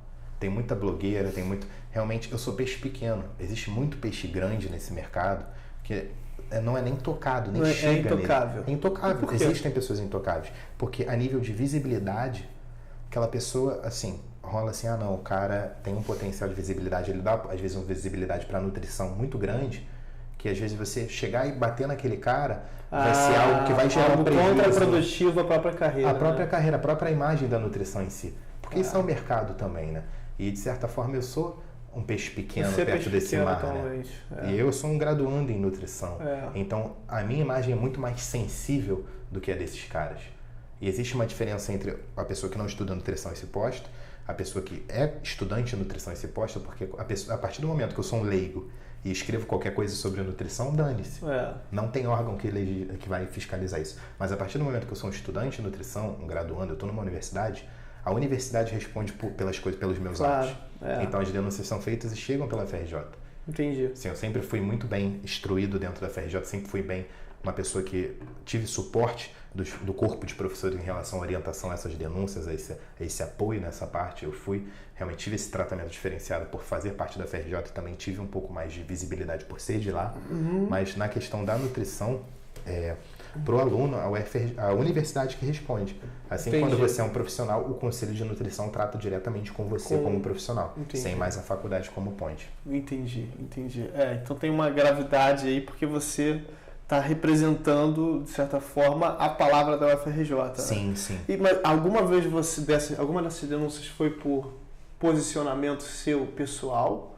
Não como porque você foi por antes e depois ou porque divulgou certa marca, mas alguma vez foi por resseguição porque você falou alguma coisa polêmica? Não, no nunca seu Instagram? tive isso. Realmente sempre foram por... tem como você conseguir se posicionar a nível de imagem, de marketing ali no Instagram, na rede social e não infringir as regras, você ficar sempre ali no limiar, mas algumas vezes eu pulei desse limiar e o que eu fiz consegue ser enquadrado, porque também na lei é uma coisa muito vaga, aquilo ali consegue ser enquadrado como um antes e depois, aquilo ali consegue ser enquadrado como uma prescrição nutricional, como uma pessoa praticando ilegalmente. E de certa forma com você já há uma má vontade, né? Não, Hoje em dia, quando ele vê Mário Rocha, ele já fica assim, pô, esse cara de novo, cara. Não, eu gosto muito de falar sobre assuntos polêmicos, eu gosto de realmente estar aparecendo, e eu sou muito ativo, porque eu gosto de estudar o marketing digital. Claro. Eu abuso das redes sociais. E hoje em dia, a gente deixa de falar assuntos que são polêmicos, mas que são importantes. Tem certas coisas que têm que ser ditas. A gente até sugeri aquele tema da obesidade para você. É uma coisa que a gente tem que tomar muito cuidado. Pelo menos assim, eu que sou não sou da área da nutrição, eu fico um pouco assustado com... Eu sei que é legal, é honesto, é digno que essas pessoas sejam exaltadas e merecem, porque são seres humanos como todos nós. As pessoas que têm quadros clínicos de obesidade.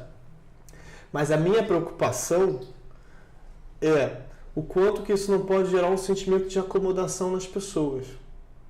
Você entendeu o que eu quis dizer? Entendi.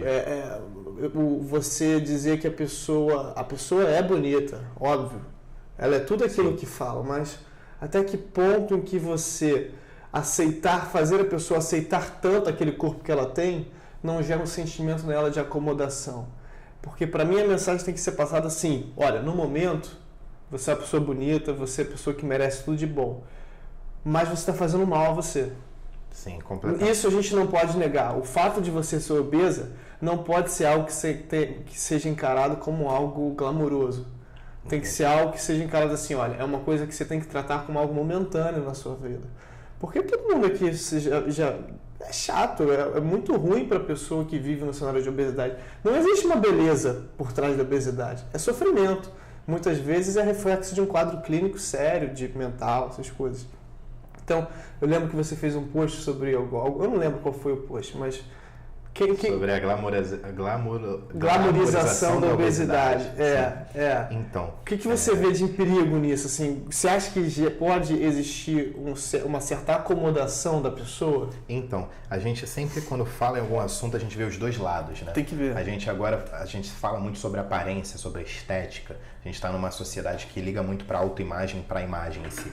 E dos dois lados você tem o estereótipo mostrado pela sociedade, que é hoje, às vezes, o cara fitness, shapeado, com o corpo lindo, com a barriga tanquinho, com uma certa densidade muscular, que geralmente é um padrão do que os homens gostam, né? A pessoa que não é forte, não é monstro, mas aquele corpo mais estético, está definido, denso, massa muscular, e a mulher que tem ali a cintura um pouco mais pilão, tem o corpo ali, uma barriga retinha. Criam-se esses estereótipos e esses padrões de beleza, né? Surgem isso, e esses dois extremos. Mas no caso da obesidade, a obesidade é um quadro clínico. A obesidade, a gordura, o tecido adiposo é encarado hoje, estudado como um órgão endócrino produtor de citocinas inflamatórias, produtores de hormônios que são deletérios, ele altera completamente a configuração hormonal da pessoa. A obesidade em si não é saudável do ponto de vista do acúmulo de tecido adiposo. Sim. Então, e normalmente, quando a gente fala em obesos, a gente vê os quadros das pessoas obesas, é um quadro de obesidade pela má alimentação, somado às vezes ao sedentarismo, às vezes somado a fatores comportamentais da pessoa ou problemas, às vezes ligados ao sistema neurológico da pessoa, às vezes a fatores realmente que implicam a cabeça, a mente da pessoa. Então, quando a gente fala de um obeso, a gente vê a história daquele obeso, a gente vê uma história de N fatores que são prejudiciais à saúde como um todo, que repercutiram naquele corpo. Existe existe a quantidade que é saudável de você ter de gordura. Não é porque você não tem o shape tanquinho que você não vai ser saudável. Não, a questão não é o gordinho, não é aquele cara que está levemente acima do peso, ou aquela pessoa que tem uma barriguinha um pouco maior. A questão é a obesidade. A obesidade em si não deve ser encarada como porque qual o argumento? Eu posso ser obesa e posso ser bonita? Sim, você pode. Pode. Não é questão, a gente nem entra nessa questão de parâmetros de beleza. Isso realmente é bobeira. É bobeira, a gente nem entra nesse tipo de discurso. O diálogo realmente sobre a obesidade é sobre como que a obesidade implica na mudança do organismo do indivíduo como um todo, que levam a mudanças comportamentais também. Normalmente, pessoas obesas são pessoas com diabetes tipo 2, são pessoas mais resistentes à insulina, porque o tecido adiposo branco, a gordura, aumenta a questão da inflamação, que aumenta a questão da resistência à insulina, aumenta o acúmulo de gordura hepática, aí você pode desenvolver uma esteatose hepática. Você dá obesidade, para chegar na obesidade você já parte para alguns fatores clínicos. E da obesidade você pode partir para muitos outros. Uma maior incidência de perigos cardiovasculares, doenças cardiovasculares. Então, tudo isso acarretado pela mudança da composição corporal da pessoa, que é caracterizada pelo acúmulo de gordura, que é uma gordura às vezes mais visceral, que são a gordura que é mais que está entre os órgãos propriamente, é uma gordura, não é só uma gordura subcutânea. A obesidade não é um acúmulo de gordura a nível estético, é uma gordura marrom, por exemplo, que é mais facilmente acessível, né, a nível de produção energética. É uma gordura branca, é uma gordura que é inflamatória, é uma gordura que realmente ali cronicamente a longo prazo, se não tratada, mas, por exemplo, a gente hoje já se estuda o fato da atividade física diminuir o potencial malefício, né, da inflamação provocada pela obesidade. Por exemplo, você usa o exercício físico como um potencial controlador das questões deletérias provocadas pelo aquele tecido adiposo. Você diminui aquele dano. Então, hoje se sabe que é mais perigoso a pessoa ser sedentária do que propriamente ter uma quantidade de gordura corporal. Entendeu? Entendi. Se avalia muito essa questão sobre realmente o fato da pessoa ser ativa fisicamente ou não. Porque existe a pessoa que é obesa e que também é ativa fisicamente. Então, às vezes o cara obeso e de certa forma ativo fisicamente pode estar com uma saúde melhor do que a pessoa que esteja aparentemente numa forma completamente possível, ordinária, mas sim, é possível. Sedentária. Claro, sempre há níveis. A gente tem que pensar em níveis. Mas existe a média. Existe a média. Na média não é assim que a gente vê. Normalmente, quando a gente fala em obesos, questão prática, questão de você conversar com pessoas obesas. E quando eu digo obesidade, não é a pessoa mais gordinha, não é que está fora do peso, não. Obesidade é algo realmente... É algo que inflige muito a cabeça das pessoas obesas, inflige o estilo de vida que elas têm, o comportamento. Entendeu? Eu conheço a história de um cara que com 42 anos morreu de infarto e era obeso. Porque era obeso, obviamente porque era obeso. Sim. E aí ele comia 12 pastéis por dia, algo do tipo. Caraca. Tinha 200 quilos. Algo em torno de 200 quilos. Então, é uma pessoa que, de certa forma, se levou à morte. Levou à morte prematura dela. E pessoas obesas, as pessoas que normalmente estão nesse quadro, elas já estão com o psicológico delas normalmente abalados. Muitas vezes é o psicológico que levou à obesidade. Sim, muitas vezes. Muita gente tem a alimentação como a fuga, né? Exatamente. Outro dia eu escutei uma frase que foi interessante nesse sentido, que é: a comida não decepciona. Exatamente. A comida tem sempre o mesmo sabor, gente, então ela é sempre uma recompensa. Pelo amor de Deus, você vai sair com a sua namorada. O que você vai levar lá pra fazer? Vai levar pra comer, pra ela ficar feia. O humor muda, todo mundo muda de humor quando come. Quem não gosta de comer algo que gosta? Só que no caso do obeso, aquilo ali se tornou a fuga dela para, tipo assim, é a fuga da é a fuga. É como se fosse a droga dela. Exatamente, é visto como droga. O açúcar branco refinado é estudado como uma droga, porque o potencial de vício, de gerar dependência, é tão grande quanto drogas, quanto a cocaína, por exemplo, quanto o cigarro, quanto o tabaco propriamente. Você gera uma dependência, é uma fuga. E assim... Pode terminar. Terminando, essa questão, o fator da cabeça do obeso normalmente já é abalado. E quando você gera esse sentimento de conformidade para ele, você pode ser assim, aí mesmo que a pessoa não vai querer mudar e simplesmente ela não pode ficar naquele quadro. Ela não pode. Aquilo ali vai tirar a longevidade dela, aquilo vai implicar em N fatores da vida dela. Perceba assim, o discurso que eu tenho, posso estar equivocado, mas na minha visão é um discurso que pode ser até mais, que se demonstra mais preocupado com o bem-estar dessa pessoa do que o discurso daquelas pessoas que dizem que ela tem que aceitar da forma que ela é. Porque quando você diz para uma pessoa obesa, então a gente está falando de obesidade, não de pessoas assim que estão acima do peso. Obesidade, gente, pelo amor de Deus. Ela tem que se aceitar. Você está botando na cabeça perpetuando na cabeça daquela pessoa um comportamento nocivo à vida dela. É que nem eu chegar para você e falar que fumar é bom. Eu falar que tomar Coca-Cola é bom, que é positivo para a saúde.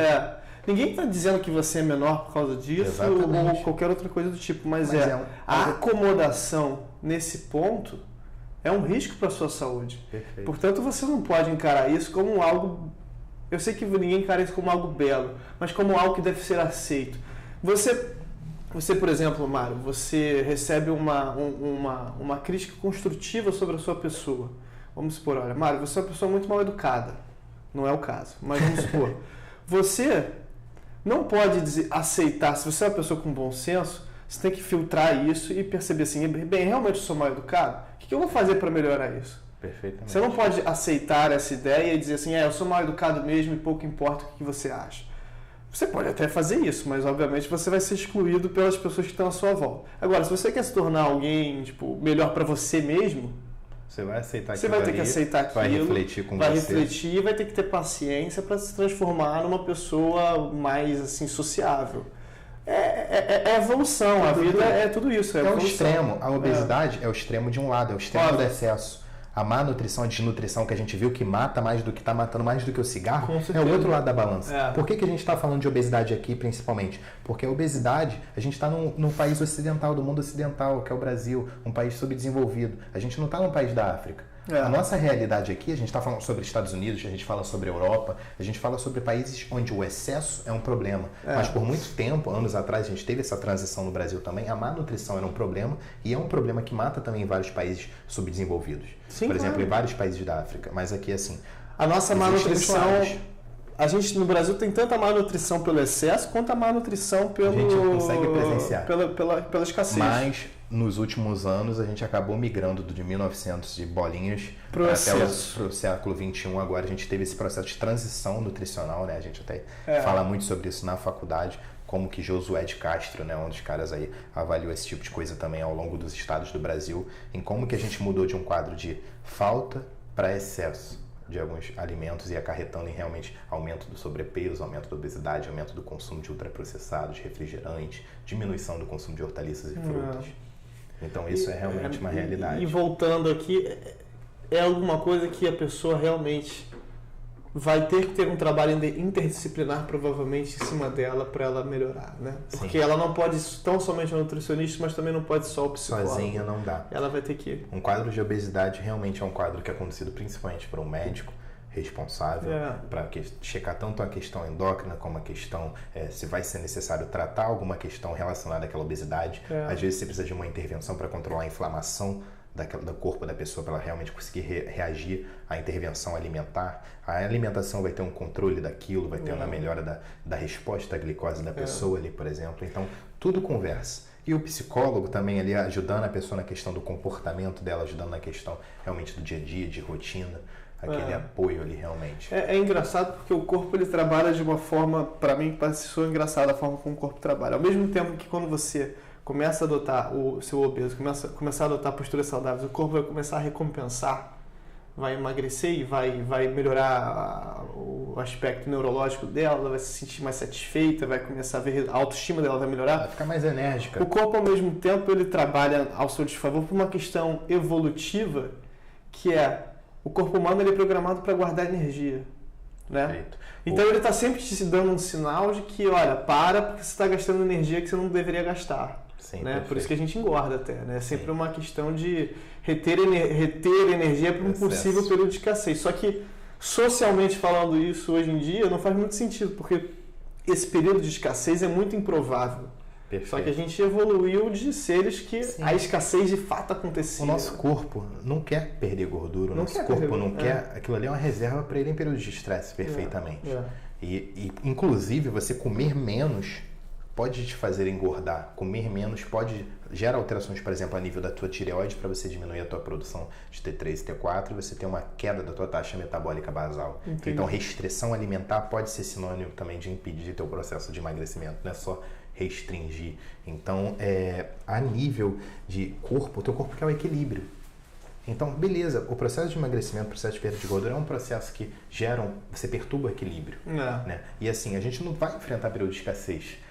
Claro, salve-se assim, o nosso grande público que vai assistir isso aqui vai ser um público que com certeza não tem vai ter uma necessidade de escassez de alimento, vai ser um público que realmente falta alimento. No nosso caso, no meu, no seu, na maioria aqui esmagadora que vai ver isso. Não, eu digo assim, hoje em dia, no grande quadro social, pelo menos no Brasil, ninguém desconhece que existe a pobreza extrema e que certas pessoas morrem de fome. Sim. Mas no plano macro, as pessoas hoje em dia, em sua maioria, têm acesso à alimentação. Então não tem por que ter essa gordura extra, dizendo a níveis que possam ser patológicos, a níveis que possam ser... Porque gerar malefício, né? Não teria nenhum benefício nisso propriamente, nesse acúmulo de gordura. É uma coisa que é preocupante, assim, no geral. Mas deixa eu mudar de ponto aqui, que agora eu vou para uma pergunta pessoal minha que há muito tempo eu escuto, eu até botei no tópico que eu falei para você e que até hoje eu não entendi completamente, que é a importância da fibra na alimentação. Então, vamos lá, fibra, pouco se fala sobre fibra, né? A gente normalmente, quando fala de alimentos, fala de carboidrato ou de proteína. Pois essa é a minha dúvida, porque as pessoas falam de fibra e eu nunca entendi qual o propósito da fibra, mas muito embora você escute de vez em quando, não, fibra é essencial. Então, as fibras são alimentos, as fibras são prebióticos, ou seja, elas são substratos, principalmente para a nossa bactéria intestinal. Elas passam, algumas delas não são digeríveis, elas passam intactas por todo o nosso trato gastrointestinal. E o fato dela ter essa característica faz com que as nossas bactérias intestinais consigam fermentar, elas consigam realmente comer. Elas são substratos, as fibras são substratos para determinados grupos de bactéria. Que isso aí aumenta a proliferação desses grupos de bactéria, que vai com certeza repercutir no quadro, na característica, né, do teu microbioma intestinal, que vai estar ligado com o teu intestino, que vai estar ligado com tudo que a gente conhece. Então, as fibras, elas por conseguirem chegar na parte do intestino, onde estão concentradas a maior parte de bactéria, né, ela não é digerida, ela serve como substrato para essa proliferação, né, para essa questão. Por isso que as pessoas falam assim, não, comer fibra ajuda na regulação do trato gastrointestinal, ajuda na regulação do teu intestino, por exemplo.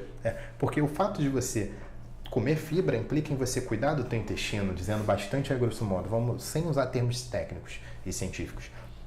Comer fibra implica em você dar nutriente, dar alimento para o teu intestino. Você nutrir teu intestino consiste em você manter a saúde intestinal, que repercute na saúde hormonal, no seu sistema imune, que também repercute na sua saúde da forma como você vai ao banheiro, na forma como acabam que se formam o teu bolo fecal, as suas fezes. Influencia nisso? Influencia nisso, sim. Porque, como eu te falei, boa parte desse bolo fecal é formado por bactérias da tua microbiota intestinal. Então, você melhorando, colonizando o teu intestino com essas bactérias, você tem realmente um fluxo de ida ao banheiro ali a um nível saudável, com consistência ali saudável também. E isso daí, então, é um indicativo da própria saúde intestinal sua? Completamente. Se você olha para o vaso... Existe uma escala chamada escala de Bristol, que a gente fica até brincando, fiz um Bristol 4 hoje, que na escala 4 é aquele... Tem gente nessa sala aqui que manda um 7, né? Faz aquele Bristol 4, que é aquele como... grande, né? Aquele grande o salame, né? O famoso salame, que é um cocô particularmente saudável, né? Sim.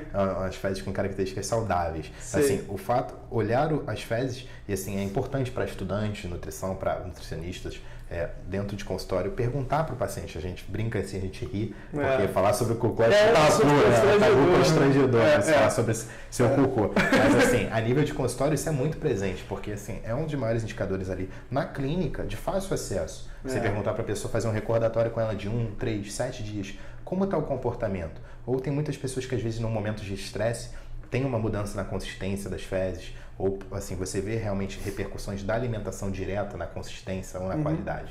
Isso ali é um indicativo. Se a pessoa está tendo quadros de diarreia, por exemplo, ou tendo quadros onde as fezes saem bolinhas, por exemplo, várias bolinhas juntas, que ele sai rasgando, então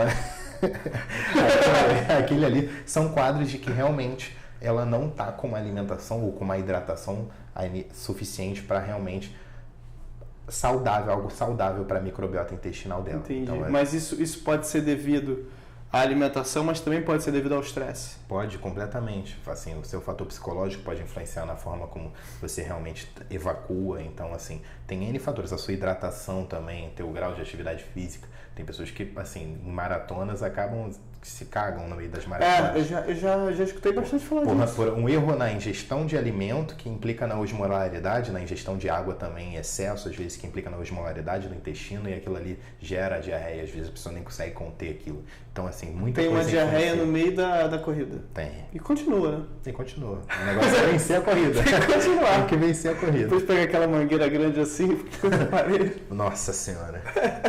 Mas então, você estava falando de um ponto que a gente estava falando sobre essa questão da interdisciplinariedade da nutrição, que ela invariavelmente vai ter que se conformar com a psicologia para ela conseguir dar um tratamento individualizado e eficaz à pessoa. Perfeito. Você tem que se jogar a pessoa como um todo. No direito também, a gente vê isso também, assim, as coisas vão se tornando, até uma coisa engraçada, porque as coisas ficam muito específicas, porque a tendência dos estudos é a especialização completa, mas ao mesmo tempo a especialização, por algum motivo que eu não sei jeito, traz a importância da interdisciplinariedade. Então, na nutrição você tem esse aspecto. Como você tem que chegar a pessoa como um todo, você fala com o ser humano na nutrição, você tem que se envolver com um nutricionista, tem que se envolver com um educador físico e outros lá que você, não seja lá quais forem. E isso é uma questão para o futuro da nutrição, né? Como é que você enxerga o futuro da nutrição atualmente? Assim? O que você acha que é o que está por vir aí? Então, Dudu, falando sobre essa questão sobre o futuro da nutrição, realmente a nível de equipe, a nível de consultório, a nível de equipes médicas especializadas, a nível da evolução do tratamento da saúde do indivíduo como um todo, a gente vai enxergar esse cenário, eu acredito, de interdisciplinaridade, cada vez mais clínicas em conjuntas, onde você vai num lugar, você não vai ser só com nutricionista, você vai passar por vários outros profissionais, a gente vai ter realmente essa junção. Eu acho que é um amadurecimento sobre a função de cada um dentro de um corpo multidisciplinar, até onde cada um vai, como conversa. Então a gente está, acho que a nível até de ciência está se estabelecendo isso, como que os profissionais conversam. Tem trabalhos que mostram assim quais as implicações num corpo multidisciplinar, por exemplo, voltado para a preparação esportiva de um atleta, qual o papel do coach ali, qual o papel do treinador físico, qual o papel do nutricionista. Então acredito que nesse segmento sim. No mercado como um todo, eu acredito que o futuro da nutrição, a gente vai ver muita gente, assim, eu, por exemplo, já avaliei, eu sou um cara que eu gosto muito de observar, eu gosto de observar tudo, eu faço minha própria ciência, eu gosto de, assim, eu já vejo o perfil dos alunos de nutrição mudando muito.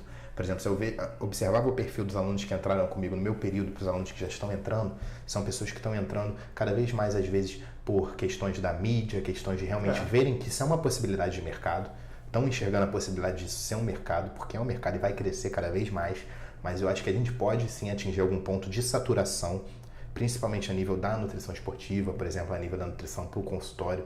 A gente pode, daqui a alguns anos, ainda chegar num grau de saturação do mercado, mas eu acho que junto até isso acontecer, o profissional nutricionista vai ficar mais bem colocado no mercado, vai cada vez mais dar espaço para o nutricionista falar, a gente vai cada vez mais ter gente fazendo, ativistas na nutrição, realmente se mobilizando e mudando a característica que é da profissão, entendeu? Que nossa profissão é uma profissão muito secundária ainda de diversos pontos de vista, mas eu acho que cada vez mais a gente está crescendo e quando atingir o ponto de saturação, a nutrição vai ser um mercado já muito sólido e realmente vai mudar. Não vai ser mais a nutrição de quando eu era do ensino médio e falei, pô, o que dá dinheiro é medicina, engenharia. Isso já está mudando muito. A gente hoje, você pode ser vendedor de churros, você pode fazer qualquer coisa e realmente ter uma prosperidade financeira, você pode ter sucesso com isso. Então, mas e aí, em relação também ao futuro, essa é parte da carreira da nutrição. Perfeito. Mas e vocês têm algum dado sobre a tecnologia influenciando na nutrição? A tecnologia influenciando na alimentação, a tecnologia influenciando no cultivo dos alimentos e criando novos alimentos. Eu não sou expert nem a minha melhor área de falar sobre tecnologia de alimentos, porque isso é uma área. A gente tem, inclusive, matérias sobre isso, tem realmente como, às vezes, a forma de você... Existem hortas, por exemplo, verticais, que são hortas que ficam suspensas. Então, a forma de você plantar, por exemplo, está mudando a agronomia, né, como um todo. Os commodities, a forma... Realmente ainda existe muito agrotóxico. A tecnologia está avançando a nível de suplementação alimentar. A gente vê cada vez mais microcápsulas, a gente vê cada vez suplementos mais tecnológicos desse ponto de vista. Realmente está aumentando, está melhorando nesse grau, mas, assim... Eu arrisco dizer que talvez isso, assim, porque não tem muito para onde a gente correr, certo? É inevitável. É inevitável, assim, por mais que a gente busque ter tecnologias, eu acho que o básico, o simples, ainda é algo que, assim, o alimento, por exemplo, se a gente for parar para ver o orgânico, se a gente for, assim... Não tem nada de tecnológico no alimento orgânico. É verdade, isso é verdade. E a gente está fugindo da tecnologia para... O alimento orgânico é mais caro do que o alimento normal, que é ultra tecnológico. Mas é uma questão também de oferta, não?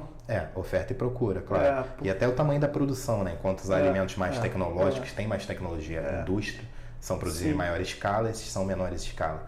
Mas assim, na nutrição, na alimentação, nada, assim, eu acredito que tecnológico possa suprir a comida caseira, o arroz e feijão de cada dia, a comida orgânica que cada vez vai ser maior, assim, eu acho que esse mercado, por exemplo, do orgânico vai crescer cada vez mais e daqui a pouco não vai mais, eu acredito que daqui a muitos anos, em algum momento, a gente não vai mais falar sobre agrotóxicos, talvez, né, acho que é uma situação, uma utopia do meu ponto de vista, porque isso a gente tem que olhar como um comércio. Mas a gente tem que encarar sempre da visão mais positiva possível. Eu acredito, eu espero que cada vez mais esses pequenos produtores cresçam, que a gente tenha, seja mais barato, maior acessível por boa parte da população, alimentos mais naturais, né? E ao mesmo tempo tem que haver um trabalho de conscientização em relação a esses alimentos, né? Porque não adianta você ter mais oferta desse alimento, uma oferta maior desse alimento, se as pessoas não sabem sequer o que é esse alimento, né? Sim. A importância do alimento orgânico, por que o alimento orgânico é mais saudável do que o alimento que vem das grandes plantações, que tem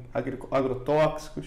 Isso é um trabalho de conscientização que a nutrição vai ter que passar. Bastante. Bernardo já avisou ali que a gente tem o quê? 1h40 e poucos. Né? 1h45. 1h45. Então, 1h45. Tá ficando legal. Tá ficando bom. Então a gente já pode assim, caminhar pro final. A pergunta que eu acho que é importante fazer, em homenagem aqui a Mayara, que é a namorada do Seabra. Você conhece Seabra? Não. Seabra é meu melhor amigo que estaria aqui hoje, mas não veio. Aí a namorada dele pediu uma pergunta, que é a pergunta do veganismo. Abraço, Seabra, mas. Abraço, Seabra, gente boa. Seabra tá aí na próxima. Pô, se você tô te esperando aí, passar a assistir o programa, você vai ver o Seabra uma vez ou outra, vai ver que ele é uma figura. Aí a Mayara perguntou sobre os substitutos da proteína no veganismo. Então, a proteína para pessoas, para o público vegetariano e vegano, a gente tem os vegetarianos ovolácteos, né, que ainda comem derivados do leite e ovo, que são, de certa forma, alimentos mais proteicos. Mas falando em veganismo, a pessoa que é vegana, que não come nenhuma proteína animal, nem nada animal, a proteína é um nutriente, sim, de interesse, assim como outras vitaminas e minerais, como zinco, ferro, vitamina B12, cálcio, são nutrientes de interesse para o público vegano. Nas proteínas, quando a gente fala em proteínas, boas opções de proteína, porque naturalmente não tem como, por exemplo, se a gente for ver a característica nutricional de uma carne, de um frango, de um ovo, ele é um alimento que ele vai ter como maior composição ali a proteína. No caso do vegetal, a gente encontra alimentos que têm composição, que tem uma característica proteica, né, propriamente, mas que ela não vem só com aquilo. Entendi. Então, realmente, eu sempre falo, quando a pessoa, eu acho o estilo de vida, assim, a gente abrangendo esse tema como um todo, eu gosto muito desse tema também, eu acho que é um estilo de vida ótimo, mas, assim, exige dedicação, exige realmente instrução, porque, por exemplo, no caso das proteínas veganas, já até respondendo a pergunta, são as oleaginosas, as castanhas, são as leguminosas, feijão, grão de bico, lentilha, a gente tem a soja, por exemplo, o tofu, os derivados realmente da soja propriamente. Então, assim, são de certa forma, elas existem, mas quando a gente quer ter um aporte, às vezes, proteico um pouco maior, a gente vai acabar levando os carboidratos junto. Então, assim, a gente tem que sempre falar em composição de aminoácidos. A pessoa tem os aminoácidos essenciais e os não essenciais, os que ela produz e os que ela não produz. Desde que pela alimentação ela esteja ingerindo toda a necessidade dela de aminoácidos essenciais, que ela não produz, na verdade, né? Sim. Esses aminoácidos que ela não produz, pela alimentação vegetal, se ela estiver ingerindo aquilo, não tem problema, ela consegue facilmente.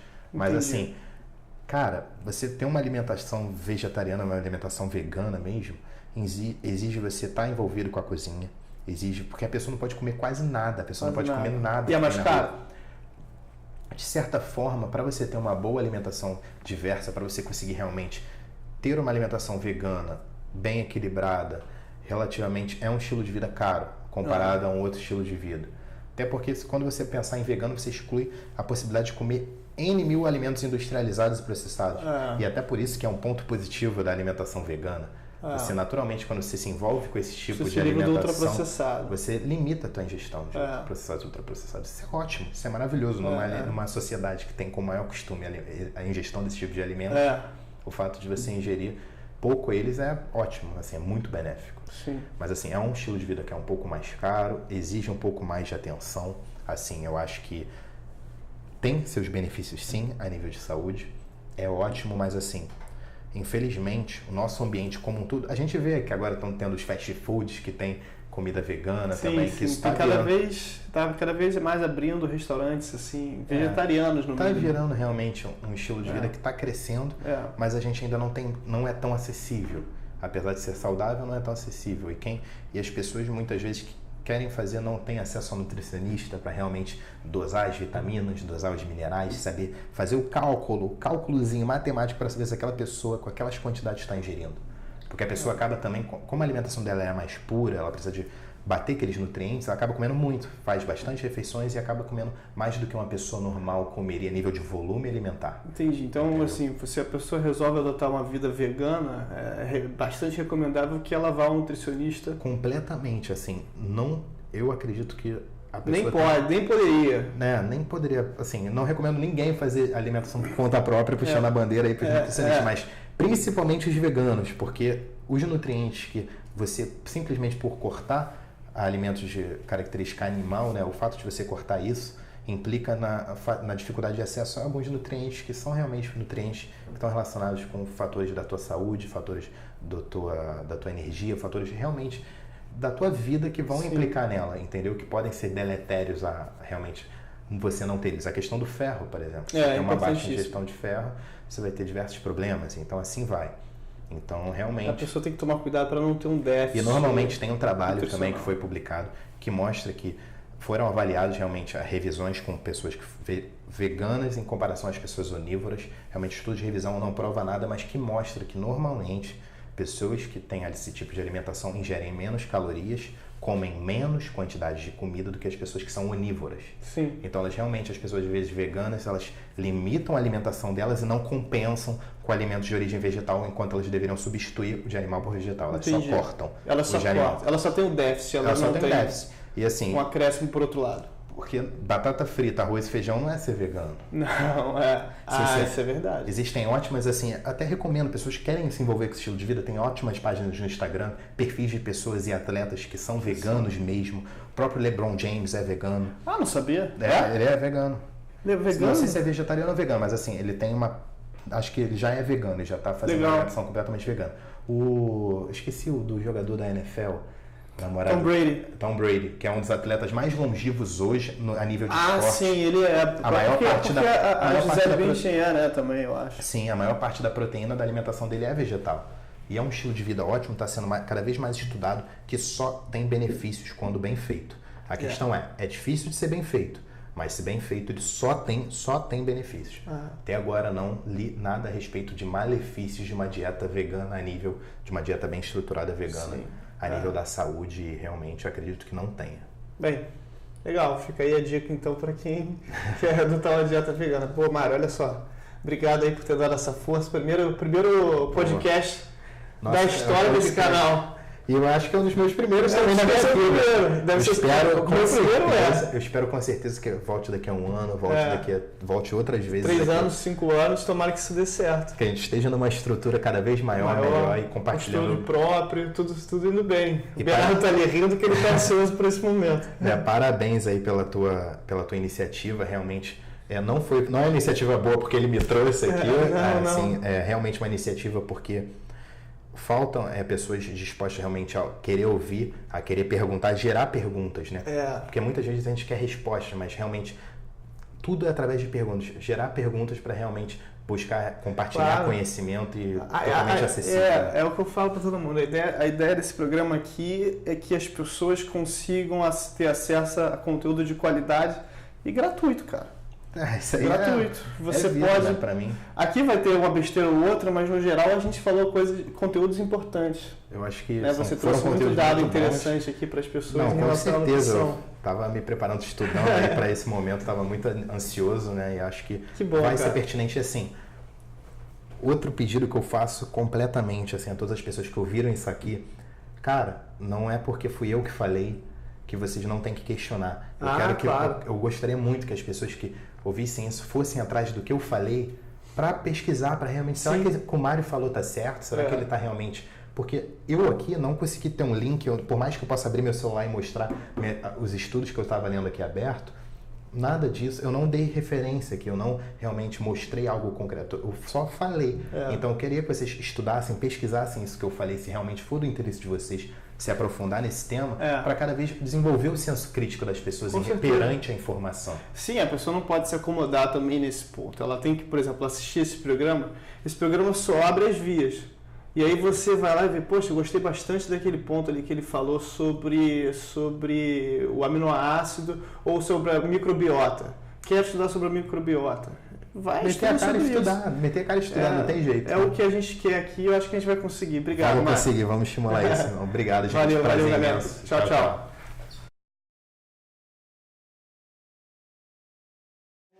Meu Instagram é @Mário Rocha.